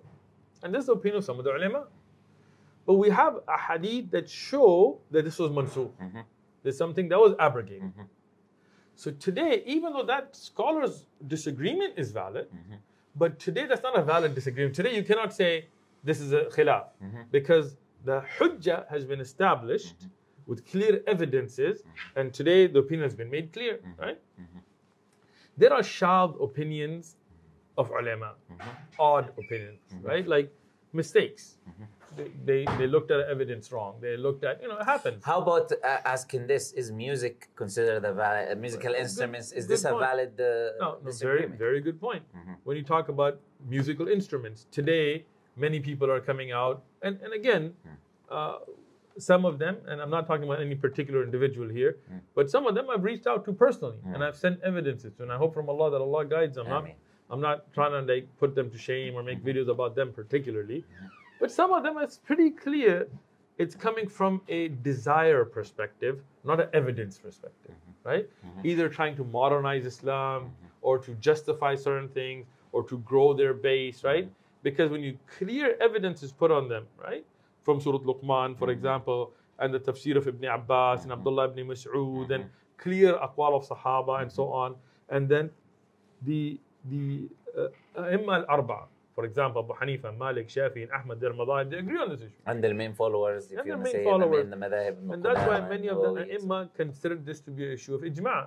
And even though we can go back and forth whether it's ijma' or not, but even if you leave that out of it, no doubt that the clear evidence shows that musical instruments are haram. So now you cannot fatwa shop here, right? Even when there are valid opinions, it doesn't mean that you can choose what you like. Very important, Exactly. right? That's the second part. Islam is not a buffet where you're gonna go and be like, you know what, I like the shrimp, but I don't like this. You know, no, right? You have to accept what Allah has ordained. Now, what happens is people wanna fulfill their desires, right? This is like the Yahud fishing on, putting their nets in on Friday and out on Sunday, right? The same thing in our ummah today. And so we'll follow their business, right? People want to have birthday parties, right? So then what are they going to say? Well, all those great ai*imma in the past, they were wrong. Yeah. And I have figured out that, it's okay, Why? It grows your base. People want to have birthday parties. It makes, it makes you modern. It makes you more acceptable. Governments like you, people, big institutions like you, you get more funding. So this is a very scary thing. Because when you go back to the ai*imma and ulama of the past, you look at those pious, great scholars, that wrote on this subject clearly showed that, look, this is a festival that came from shirk and so on. You cannot celebrate it. It came from celebrating the moon goddess, the cake, the lighting, all of that, right? So for us, it's clear. But now people want to fatwa on Sheikh Fulan said it's okay. But Sheikh Fulan's not going to stand for you in the day of judgment, right? This is just like the Yahud and Nasara, when the Quran talks about them worshipping their priests. And some of the Sahaba that had become Muslim from being Christians and Jews, they said, Ya Rasulullah, we didn't worship them. The Rasul told them, didn't you take halal what Allah had made haram? And didn't you make haram what Allah had made halal? You worship them. So if Allah made something haram and you're taking the fatwa to try to get out of it, then you're worshipping that shaykh. And that will be something on you on the day of judgment. So we cannot do this. Every one of us should have somebody we take knowledge, a person of knowledge, whether we know them personally or not, so on, right? Somebody who gives clear evidences, somebody who's on the Quran and Sunnah, and we should follow with evidence what they give us. It's not like, I like you, Sheikh, but in this one issue, I want to go take this Sheikh's fatwa because it makes it easier for me. This is following your nafs, your desires, and it's very scary. Now, about something to do with the da'wah scene and this and that, there's a lot of like back and forth. There's a lot of pity back and forth, childish back and forth. There's a lot of lay public who are confused, they don't know what's going on, and I'm sure you get a lot of these people coming to you. And like, what advice would you want to give first to the people doing this back and forth, and then secondly to the people watching, right? This back and forth as well. Like, look, I'm not a drama queen, so I'm drama free. I'm a da'i, so I go give da'wah. That's how we should be, right? Look, if you have issues with somebody, talk to them. Put them aside, give them a call, sit down with them, have some tea, brothers, talk about it. Two sisters have issues, talk to your sister, If you don't resolve the thing online, offline, maybe you can address the issue. If you really have to address the issue with the person because of some reason, do it in the way of nasiha. Okay? But today, everybody, it's very sad, I'm not saying everybody, but a very big number of Muslims, du'at especially, are just waiting for somebody to make a mistake or to say something, and are just using that opportunity to get, views. Even maybe they don't even realize it. I'm not trying to judge their niyyah, but this is what it's coming off as, right? Meaning that, let's say, Habibi, Muhammad Ali, you make a mistake. Allah protect you, right? I have your number. I'll give you a call. How you doing, brother? Assalamu alaikum. How's life? Everything good? Family? Hey, you said this, I heard this hadith. Maybe I'm wrong. Right? Maybe you'll be like, hey, no, here's a hadith. And I'm like, oh, jazakallah khair. Done. Or maybe you'll be like, oh, barakallah feek, khalas. I was wrong. I'll take it back. Or maybe we'll disagree. And you'll say, look, there's a hadith, and I'll say the hadith. You'll say Sheikh, and I'll say Sheikh. And we'll say, okay, you keep yours, I did my job, I gave you a nasiha, so. But this online back and forth is killing our youth. Look, sometimes things happen. Sometimes you're a conference and somebody wants to do something a certain way, and it happens. Okay, I get it. But then just let it go after that. Khalas. But this back and forth and video, I get calls from a lot of the youths from different parts of the world that were caught up in drugs and gangs and things like this, and they saw my video, maybe my life, and they changed, and then they start getting into watching the Dawah videos, and then they see the du'at bickering like little, children back and forth, and sometimes it destroys their iman. They leave the whole good path because they like both the du'at and they just get destroyed. So leave the drama for your mom. People don't understand that statement, People say something like they're talking about people's moms. Like, oh, what does that mean? Your mom loves you, right? No matter what kind of a drama queen you are, she'll listen to you because she loves you, right? But don't bring it to us. Go home, tell your mom about it. She'll pat you on the head, give you some hot milk, and you'll be good, right? It's your therapy session, But when you do it back and forth online, it causes a lot of harm, and especially when it's done out of spite. Oh, I heard a rumor about Muhammad Ali. Oh, let me get it on my show so I can. And people and then again, you people watching are part of the problem. Go click on those videos. Leave those drama videos alone. When there is da'wah to a Christian or an atheist or a kafir, yes, that's a good video. You can learn how to give da'wah, how to respond. When there is durus and fiqh and hadith, yes, those are great videos. Click on those. When it's like Muhammad Ali exposed, Muslim lantern exposed. I said this about me. I said that about him. He was doing this. He was doing that. Ya Allah. And the jealousy, the hasad that some people have. Allah, I ignore them. Barking dogs from Lebanon to donkeys in Birmingham, I just ignore them. Why? Because it's not worth my time. I don't need to respond. But this is the thing, once you get better known, everybody wants to use your name to find any fault, whether it exists or doesn't, just to get views. And people that click on those videos, this is a problem. Because then it encourages this drama culture. Forget all this. What a beautiful hadith. In this hadith, there's 3 sahih hadith.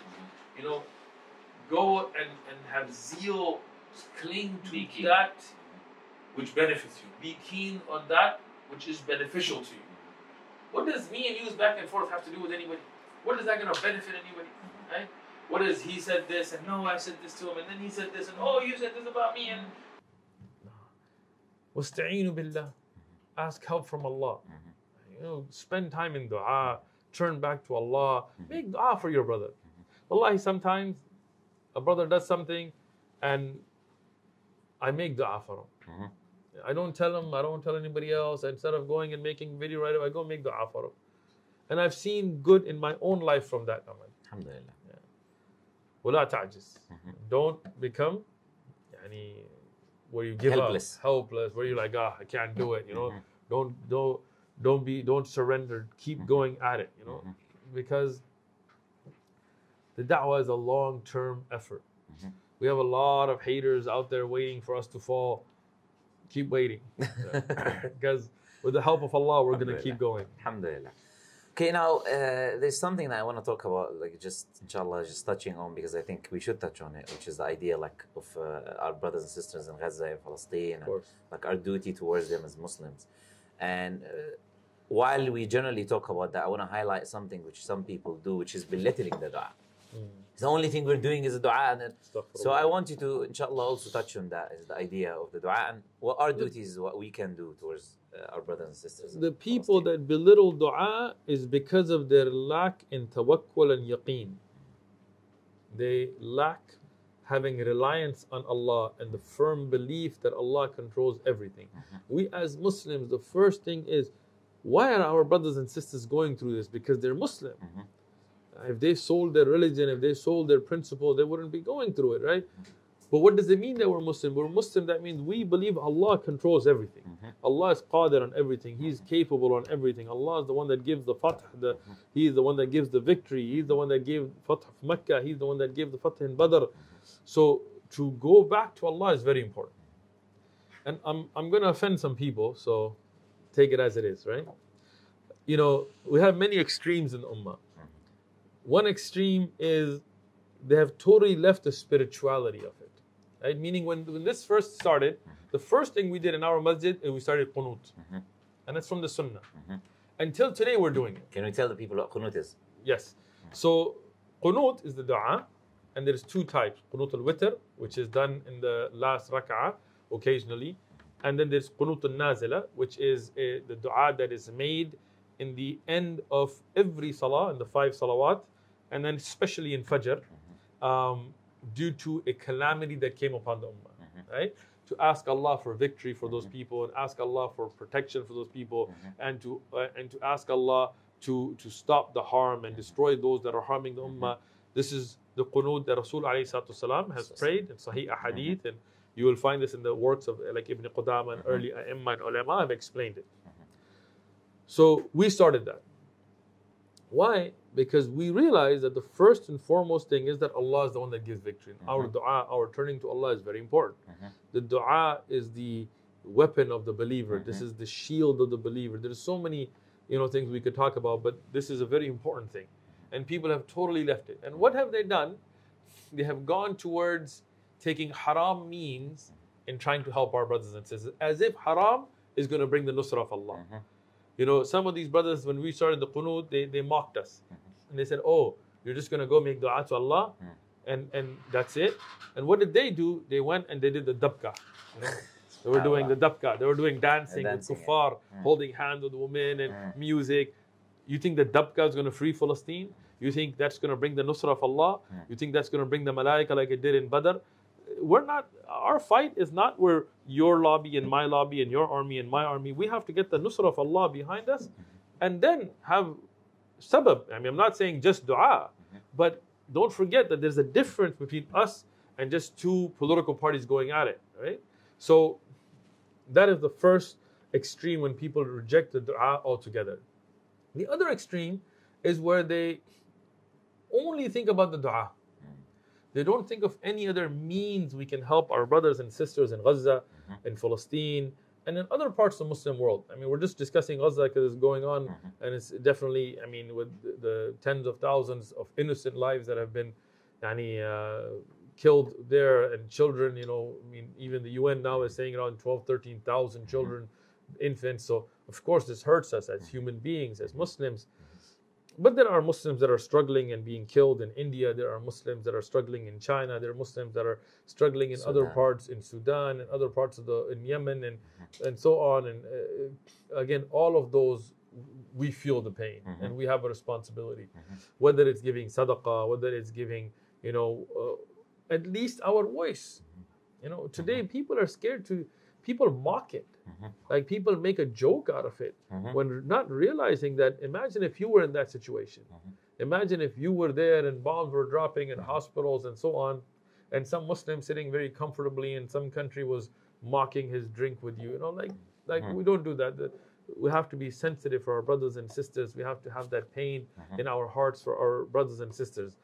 Now, at the same time, doing foolish things like killing innocent people will definitely not help. And that's not the Sharia.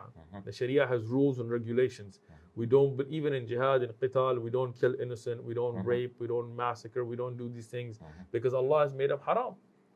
Rasul ﷺ has shown us the usul, the principles of even fighting. Right? So if somebody thinks helping Palestine means he's going to shoot up a mall somewhere, that's stupidity. How is that going to help anything? That doesn't make any sense. Now, the balance of the ummah is always in the middle. Is wasat, the middle path, So we don't go towards haram, we don't ignore, we don't go towards extremism. We think, okay, what's productive, right? So dua, everybody can do. Every woman, every child, every man, every foreigner, even if you're in prison, you can make dua. That's even if you're in a hospital, you can make dua. So let's start with that, right? Giving sadaqah. Instead of wasting money on, $300 shoes, if you give $300 of money that can actually reach our brothers and sisters and help them with food and medicine and whatever else, this is a beautiful thing for us to do. The next thing I'm going to say, and it's very important, is to raise your voice. One of the things the positive that we've seen now, unlike the earlier massacres that have also gone on in the same land and other Muslim lands, is the narrative is not as controlled anymore because of social media. because of people like me and you, people that are watching, because of those people, now what's going on is those big media companies like CNN and Fox and News, this and that, and BBC here, they can't just control what you see. People on TikTok and Facebook and Instagram and Twitter and YouTube are putting videos, and even though they're trying their best to censor it, and even most of the videos that we even mentioned, Palestine gets strikes. I have videos, they took it down completely. Like, our brother Sneeko, may Allah protect him, same thing, you know. But even with all that, people around the world are seeing what's going on. And we have many people in San Diego that came, and you can see the videos on the One Message Foundation channel, where they became Muslim because they saw the people of Gaza and they saw the videos and their iman and their strength, and from that they became Muslims. And we have many popular personalities that have also recently been becoming Muslim because of it. And many non-Muslims are standing up for Muslim causes because people raised their voice. People talked about it. People posted about it. People at workplaces, at schools, at universities, and with proper, be careful, I don't want to get kicked out of school or get fired or anything, but within the laws and rules and regulations, they spoke about the issue and raised awareness. That's another thing we can do. Right? Past that, we have to think long term. Muslims have very short-sighted thinking. You know, many Muslims are like, overthrow the Muslim government. Okay, so now you have this issue going on here, and now you're starting a civil war. Like, you really think that's going to help, you know? And then if oppressive powers bring overwhelming force, that civil war is just going to be crushed, and it's going to be worse than it was before. And if the leader was Muslim, then, you know, attacking him would be wrong anyway, you know?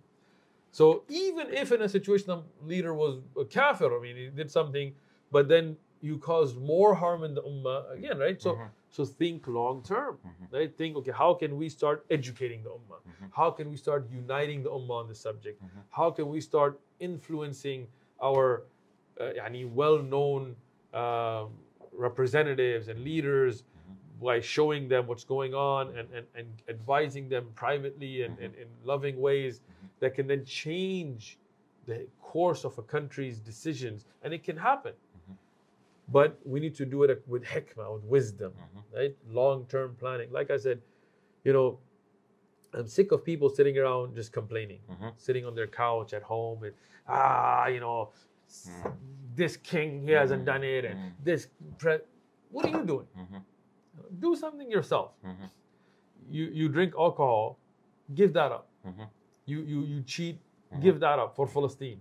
You know, you don't make 5 times salah, let's start with that. You know, do something yourself. You know, you haven't talked to your neighbors about it, go and talk to them. You know, go and talk to the governor of your place and say, hey, you know what, I love you, I want good for you and for our country, and hey, for our future, why don't we unite with our other neighboring place that we've been warring with and stand up together for Palestine? You know? Like, these are things that can have a long-term effect to fix the situation. And I want to mention something here, which is this idea that now people are supporting disbelievers because they talk about Palestine, even though the same disbelievers justify the killing of Muslims in other lands because they mention some words, they talk, while in actions we don't see anything. The only action we've seen in the past years is slaughtering Muslims who are Sunnis. So you got Muslims now because of the emotionality, right? And the drive and this and that. Oh, Palestine, okay, someone talked about it, I'm going to support it. What he did in his past, I don't care. What he did or what they're doing right now. Or what they're doing in the moment. I don't care. It's just, as long as he's supporting Palestine, he talked. Other people are not talking, so I'm going to support him. So what about this? It's a very short-sighted vision again, right? We look at the Muslims that were innocent, children, women, families that were killed in Syria. Chemical weapons were used, you know, and certain millions we're talking. Millions, and over many years, and Iran and other countries were involved in it. They sent soldiers and snipers, and there's videos where they're speaking Farsi and sniping off little children. How do we forget, you know, the wars in Yemen, and again, you know, whoever's to blame or whatever, I'm not even discussing that, but these wars in Iraq, for example, and the killing of the people of Islam, and in Lebanon with the Hizb Shaitan that's out there and so on. has killed more Muslims than what we're seeing in Gaza. You know, and that harm is still going on. I mean, there's still people being killed, right? So these are things that short-sighted people don't envision. Our unity has to be on aqeedah, on belief, first and foremost, right? Maybe a leader is scared, or, you know, I mean, maybe they have some reservations. Maybe they don't think that it's wisest to speak in the way that would then harm the greater Muslim community. Whether we agree with that or not, but to revolt against that and to support somebody who's not really doing anything, right? I mean, like Iran, they have a whole military. I mean, if they really wanted, they could go at it, right? Like, you know, Iraq, Lebanon, like, you know, it's just shoot a couple of rockets here and there, shoot a couple of fires, send some news release, and then it just makes a show. You know? And people are emotional. So they would say, "Oh, look, they're actually doing something. They're actually throwing rocks. Right. Actually." But what is it doing? Right? What is the effect? What is the change? Are they really taking it on as a mission? No, right? And all of it's self-interest. You know, it's about self-interest. It's about diverting your own audience from the misery that's going on in your own country, or trying to win popular support.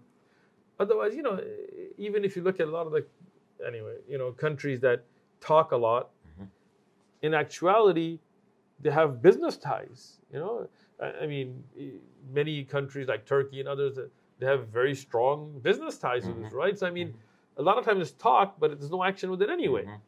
But people love just to hear that talk, and then they forget about shirk and kufr and dhulm on the Muslims in those countries just for that, right?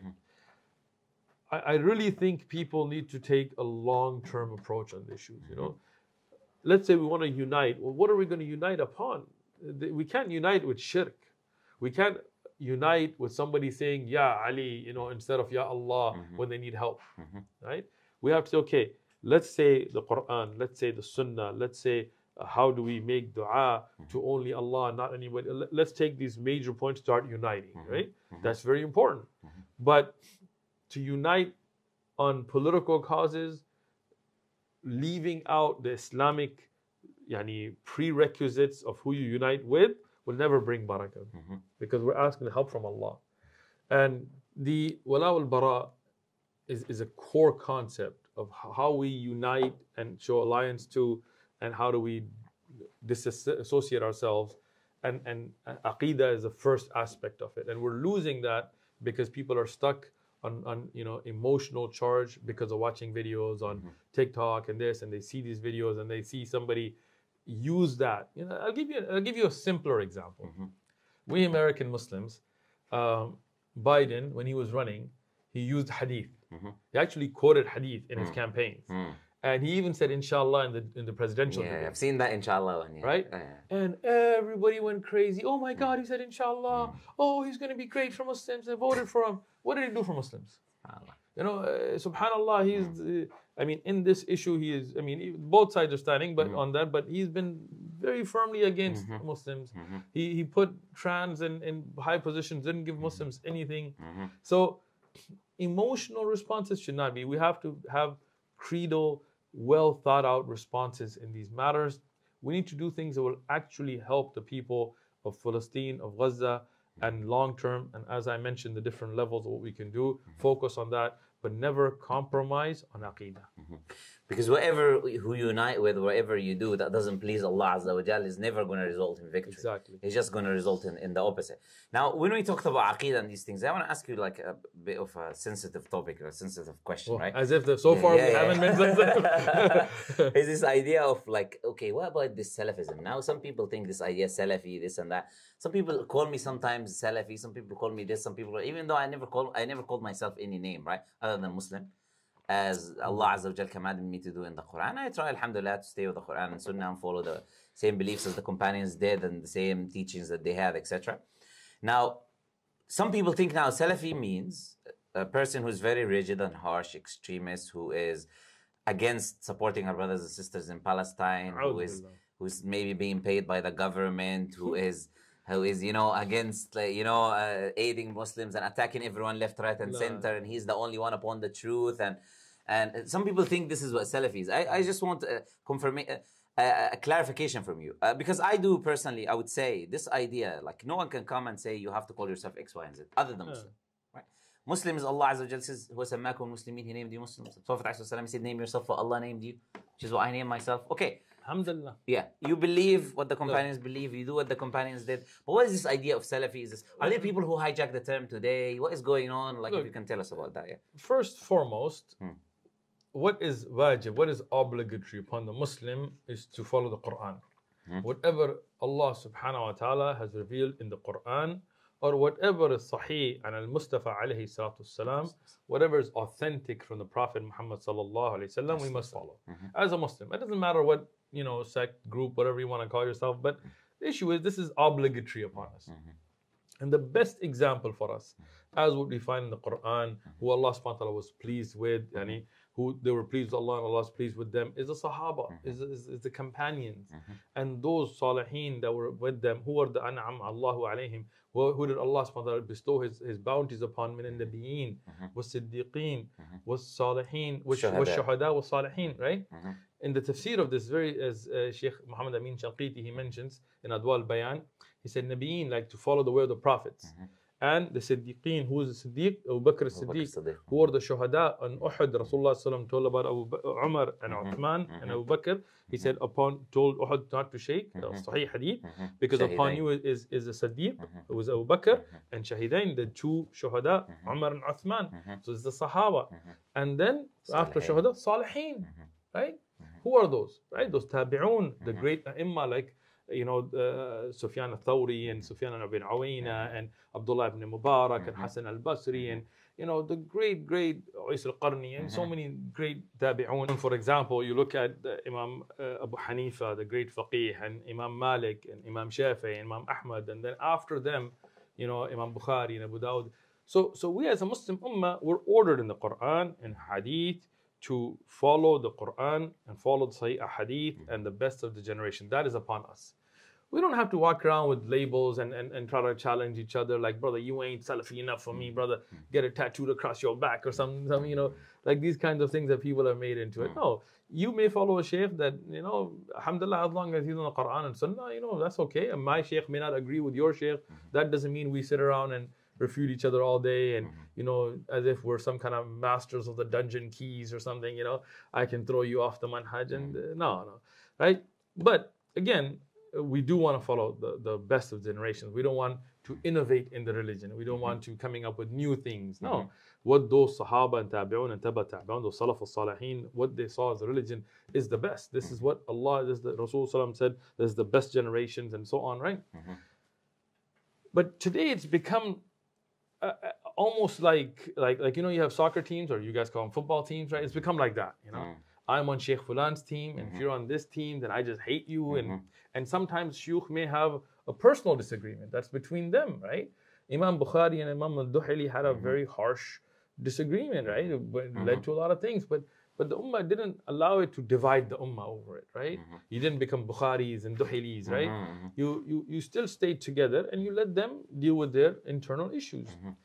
This is how we should handle it. Look, you're Muslim, I'm Muslim, this is the core of it, right? If you do some bid'ah in your ibadah or things, then it's upon me to give you nasiha. To first thing, want good for you, not just refute you, but to really try to change it, right? To make ghayr, to change the munkar, right? This is the first thing, right? Secondly, if your sheikh holds a view and my sheikh holds a view, and they're, like we discussed earlier about what is a valid view and evidences, khalas, no problem, right? Imam Shafi'i held views that Imam Malik didn't, and Imam Malik held views that Abu Hanifa didn't, and Abu Hanifa held views that Imam Ahmad didn't. They didn't go around refuting each other. They didn't go around telling your students, don't sit with this person, he's a person of bid'ah. No, okay. This is not the way to go about things, There are valid disagreements that we have to respect. There are scholarly opinions that we have to respect. And the core of it that I'm going to say is nasiha. Ad-deenun nasiha. What does nasiha mean? Does nasiha mean that I just want to find a mistake? I'm just saying, gotcha, No, I want good for you. If you're going down the wrong path, I really want to, and maybe I'm on the wrong path. Maybe you can give me nasiha, right? And if I see the evidence, I should be like, yo, Jazakallah khair. Right? But this dividing each other, attacking, and of course, you think the Salaf al-Salihin, what does it mean to be Salafi though? It doesn't mean to follow a particular scholar today. I mean the Salaf, right? You think the Muslims are being killed in one land and the genocide is going on against them, you think they're not going to care? You think Umar radiyan and Uthman radiyan? Of course. If you look at the earlier generations, even the not so salih of them, and I don't want to get in detail, but if one Muslim woman was disrespected in land, they would bring a whole army to attack. That's the Salaf al-Salihin. I'm just going to end with this, right, on the subject. Salafi is not a banner. It's not a slogan. It's not a political party for you to, it's not a little private club for you to be talking about, It's a mindset, it's a manhaj, it's a methodology, right? So if you really want to follow the Salaf al-Salihin as you should, then learn who they are and how they lived and how they acted and bring that into your life. And the reason is because Allah Azza wa Jal commands us to do so in the Quran. Prophet said the best generation is mine, and no one will come after. No one will come after. And the verse you mentioned, Surah At-Tawbah, that Allah is pleased with them and He's pleased with those who follow them, right? Yes. So we are trying to follow them because the Quran and Sunnah tells us to follow them. We're Muslims who try to follow the Sahaba, the Tabi'un, Atba'at Tabi'un. It's not tied to any particular scholar. Absolutely. It's not tied to any particular organization. It doesn't. Nowadays they bang on websites with each other. Which website do you go to? Which YouTube channel do you follow? This is ridiculous. Dividing the ummah on these things those who want to follow the Salaf al-Salihin should be the most compassionate and caring about the Muslim ummah in Kashmir, in Chechnya, in Russia, and in every part of the Muslim world. We should follow them in their akhlaq, in their mannerisms, in their zuhud, in their not loving the dunya. Like that is truly following them. And no doubt in Aqidah, there is a very clear Islamic belief. And whether you call it following the Athar or following the Athari or at times we're called the Hanabila, whatever. That's not the point. The point is what do you follow? Do you say the Quran comes first, Hadith comes with it, Salaf al-Salihin's understanding, or do you say a later innovated way is better? There is the distinction. Yes, subhanAllah, and this is what I would say for people to consider and think about, because when you say you call yourself Muslim, some people they come and say, but everyone calls themselves Muslim. But the same can apply for any name you call yourself. You can call yourself Salafi, and everyone can call themselves Salafi. It doesn't mean they are. Even the Khawarij and stuff, they call okay. So it's all about what you believe and what you teach and what you're upon and how you behave and how you act. So you just be a Muslim, follow the correct beliefs.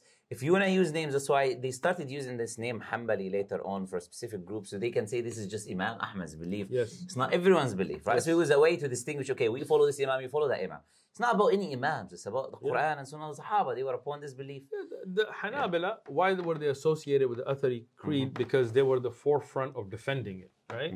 If you look at Al-Barbahari, and it was early on, and of course later with Ibn Taymiyyah, Ibn al-Qayyim, and Sheikh al-Islam, and then others, Imma like Muhammad al-Wahhab and others later. It's not about the individual. Like, that's why I never tie it to an individual. It's all about what do they represent, what did they defend, and that is what you have to be upon. Today we have brothers talking, like saying Salafi, and they couldn't name 10 Sahaba. This is such a sad state that we live in. Go learn and follow, bring it into your life. Today you have a brother that won't say salam to you because you were sitting with another brother, whatever. And I mean, this is the way Salaf al-Salihin, were they like this? Were they, did they stop salam to each other because you don't listen to my Sheikh? It's ridiculous. SubhanAllah. So now about, just we want to finish on a few different things quickly, inshallah. First, the idea of scholars, right? And now people saying these scholars are not scholars because they're teaching the people the religion, but they don't talk about politics.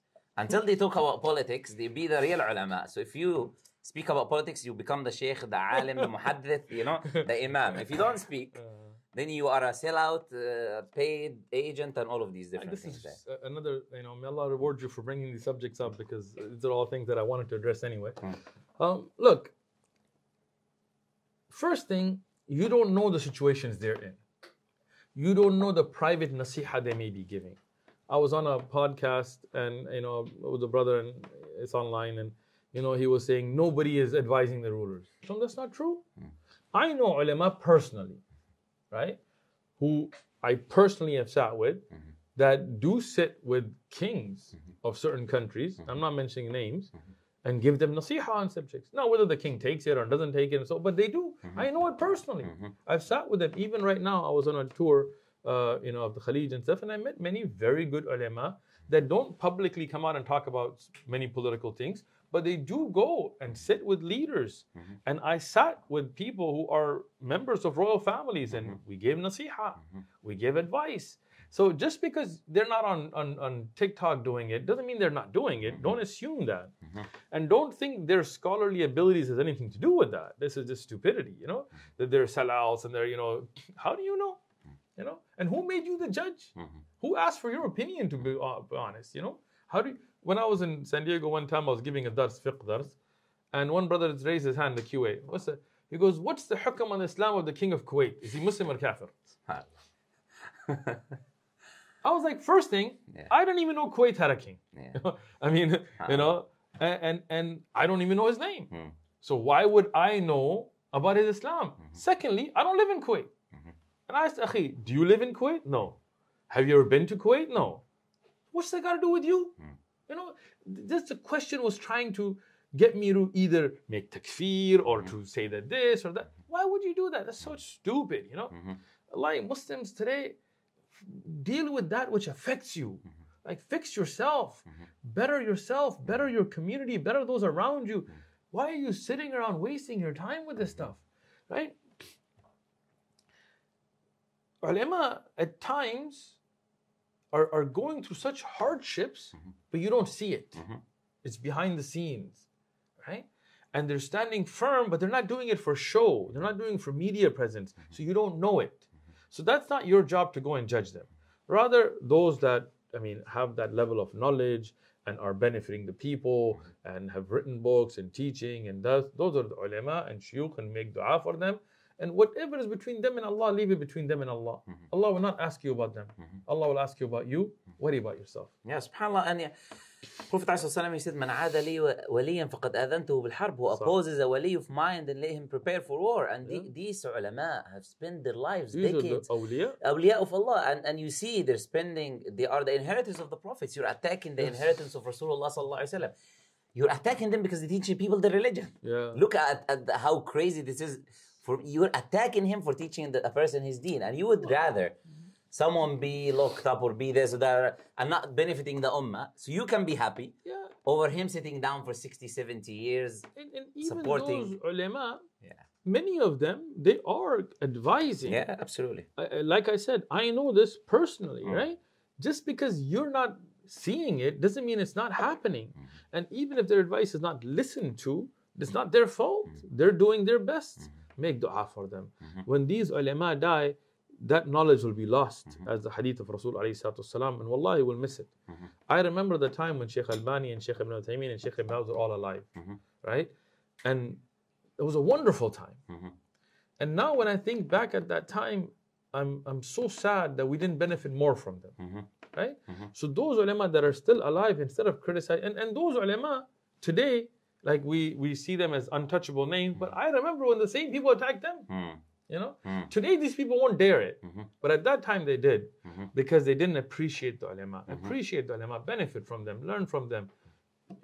Anyway, Jazakallah khair. Barakallah feek. What else? And subhanAllah, there is another thing that I want to mention, which is this idea of, before we close up inshallah, this idea of accusing Muslims without proof, and this idea of calling people like traitors, like Yahud, this and the agents, without proof, without evidence, because they say something which we agree is wrong, or the idea that it was said it was wrong.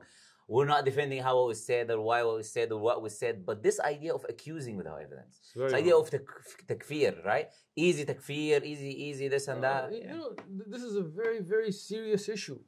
If you say this guy and you call him a rabbi, or you call him a priest, or you call him this, or a munafiq, these are very serious. When you call somebody a rabbi who's a Muslim, you're calling him kafir, right?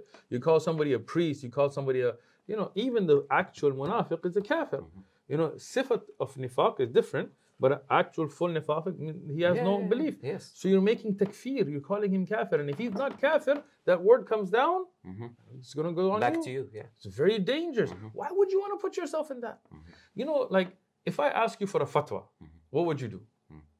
If I ask you, if I don't know, I'll say I don't know. If I know, I'll give the answer. Like, so I mean, you're not going to give fatwa. If you give the answer, you're going to give the answer for an alim that you yourself don't give fatwa, right? I don't give fatwa, right? Absolutely. Now, takfir is the most serious fatwa. It's not fatwa on whether your wudu broke or not. It's about kufr and Islam. Why would you want to danger that? If it's between them and Allah, leave it. I'm not saying if somebody's worshipping a cross in front of you, you say, no, they're Muslim. I understand that. Like, yes, there is zahir of it, right? But something like an alim and what he said, and whether you feel that it was clear enough or not, leave those things because there is udr. There could be a threat to their life. It could be other situations that they're looking at. You don't know. So don't get into it. And it's a very dangerous thing to, even accusations of zina, for example, if I make accusation that you made zina, na'udhu billah, and I don't have 4 witnesses, this is ifk. This is accusation. I in Sharia would be whipped for it. Imagine today, people make accusations right, left, and center, and if they don't have 4 witnesses on this, in Sharia, they could be whipped for making this accusation. People forget this. But this is very serious. We should never accuse people. Husn al-dhan, we should think good of our brothers and sisters in Islam. Control the tongue. And subhanAllah, even if someone is alim or not alim, we cannot go to the extreme of doing takfir on someone because he did a mistake. Mistake is a mistake. We'll say you're wrong. We can respond to what he says. Takfir is the job of ulama. Absolutely. This is not our job. Because there are people who speak who are not necessarily ulama, but they still speak about these issues and they get takfir. And that's a big issue. Very big issue. And this is a major sin. It's a major sin. There's a hadith where Sheikh Al-Albani authenticated. They said that whoever accuses a Muslim of something he didn't do, كان حقا على Allah, it was upon Allah to make him taste from that liquid of the people of hellfire. SubhanAllah. And Allah says, وَالَّذِينَ يُؤْذُونَ الْمُؤْمِنِينَ وَالْمُؤْمِنَاتِ بِغَيْرِ مَا اكْتَسَبُوا فَقَدْ احْتَمَلُوا بُهْتَانًا وَإِثْمًا. It's a great sin. This is a major sin. So may Allah Azza wa Jal, inshallah, give us all guidance and give us forgiveness. Ameen. And give you barakah for attending, and inshallah touch you on these topics. Wallah, it's been my pleasure, and we ask Allah to put benefit, inshallah. Ameen. And not to be the last meeting, inshallah. We'll have more in the future. Inshallah. May Allah protect you and protect the da'wah that you're Make sure doing. to check the Sheikh's channel out and the brothers behind the scene, brothers from One True Message Foundation. Make sure to check them out as well. Jazakumullah. Barakallah feekum. Jazakumullah.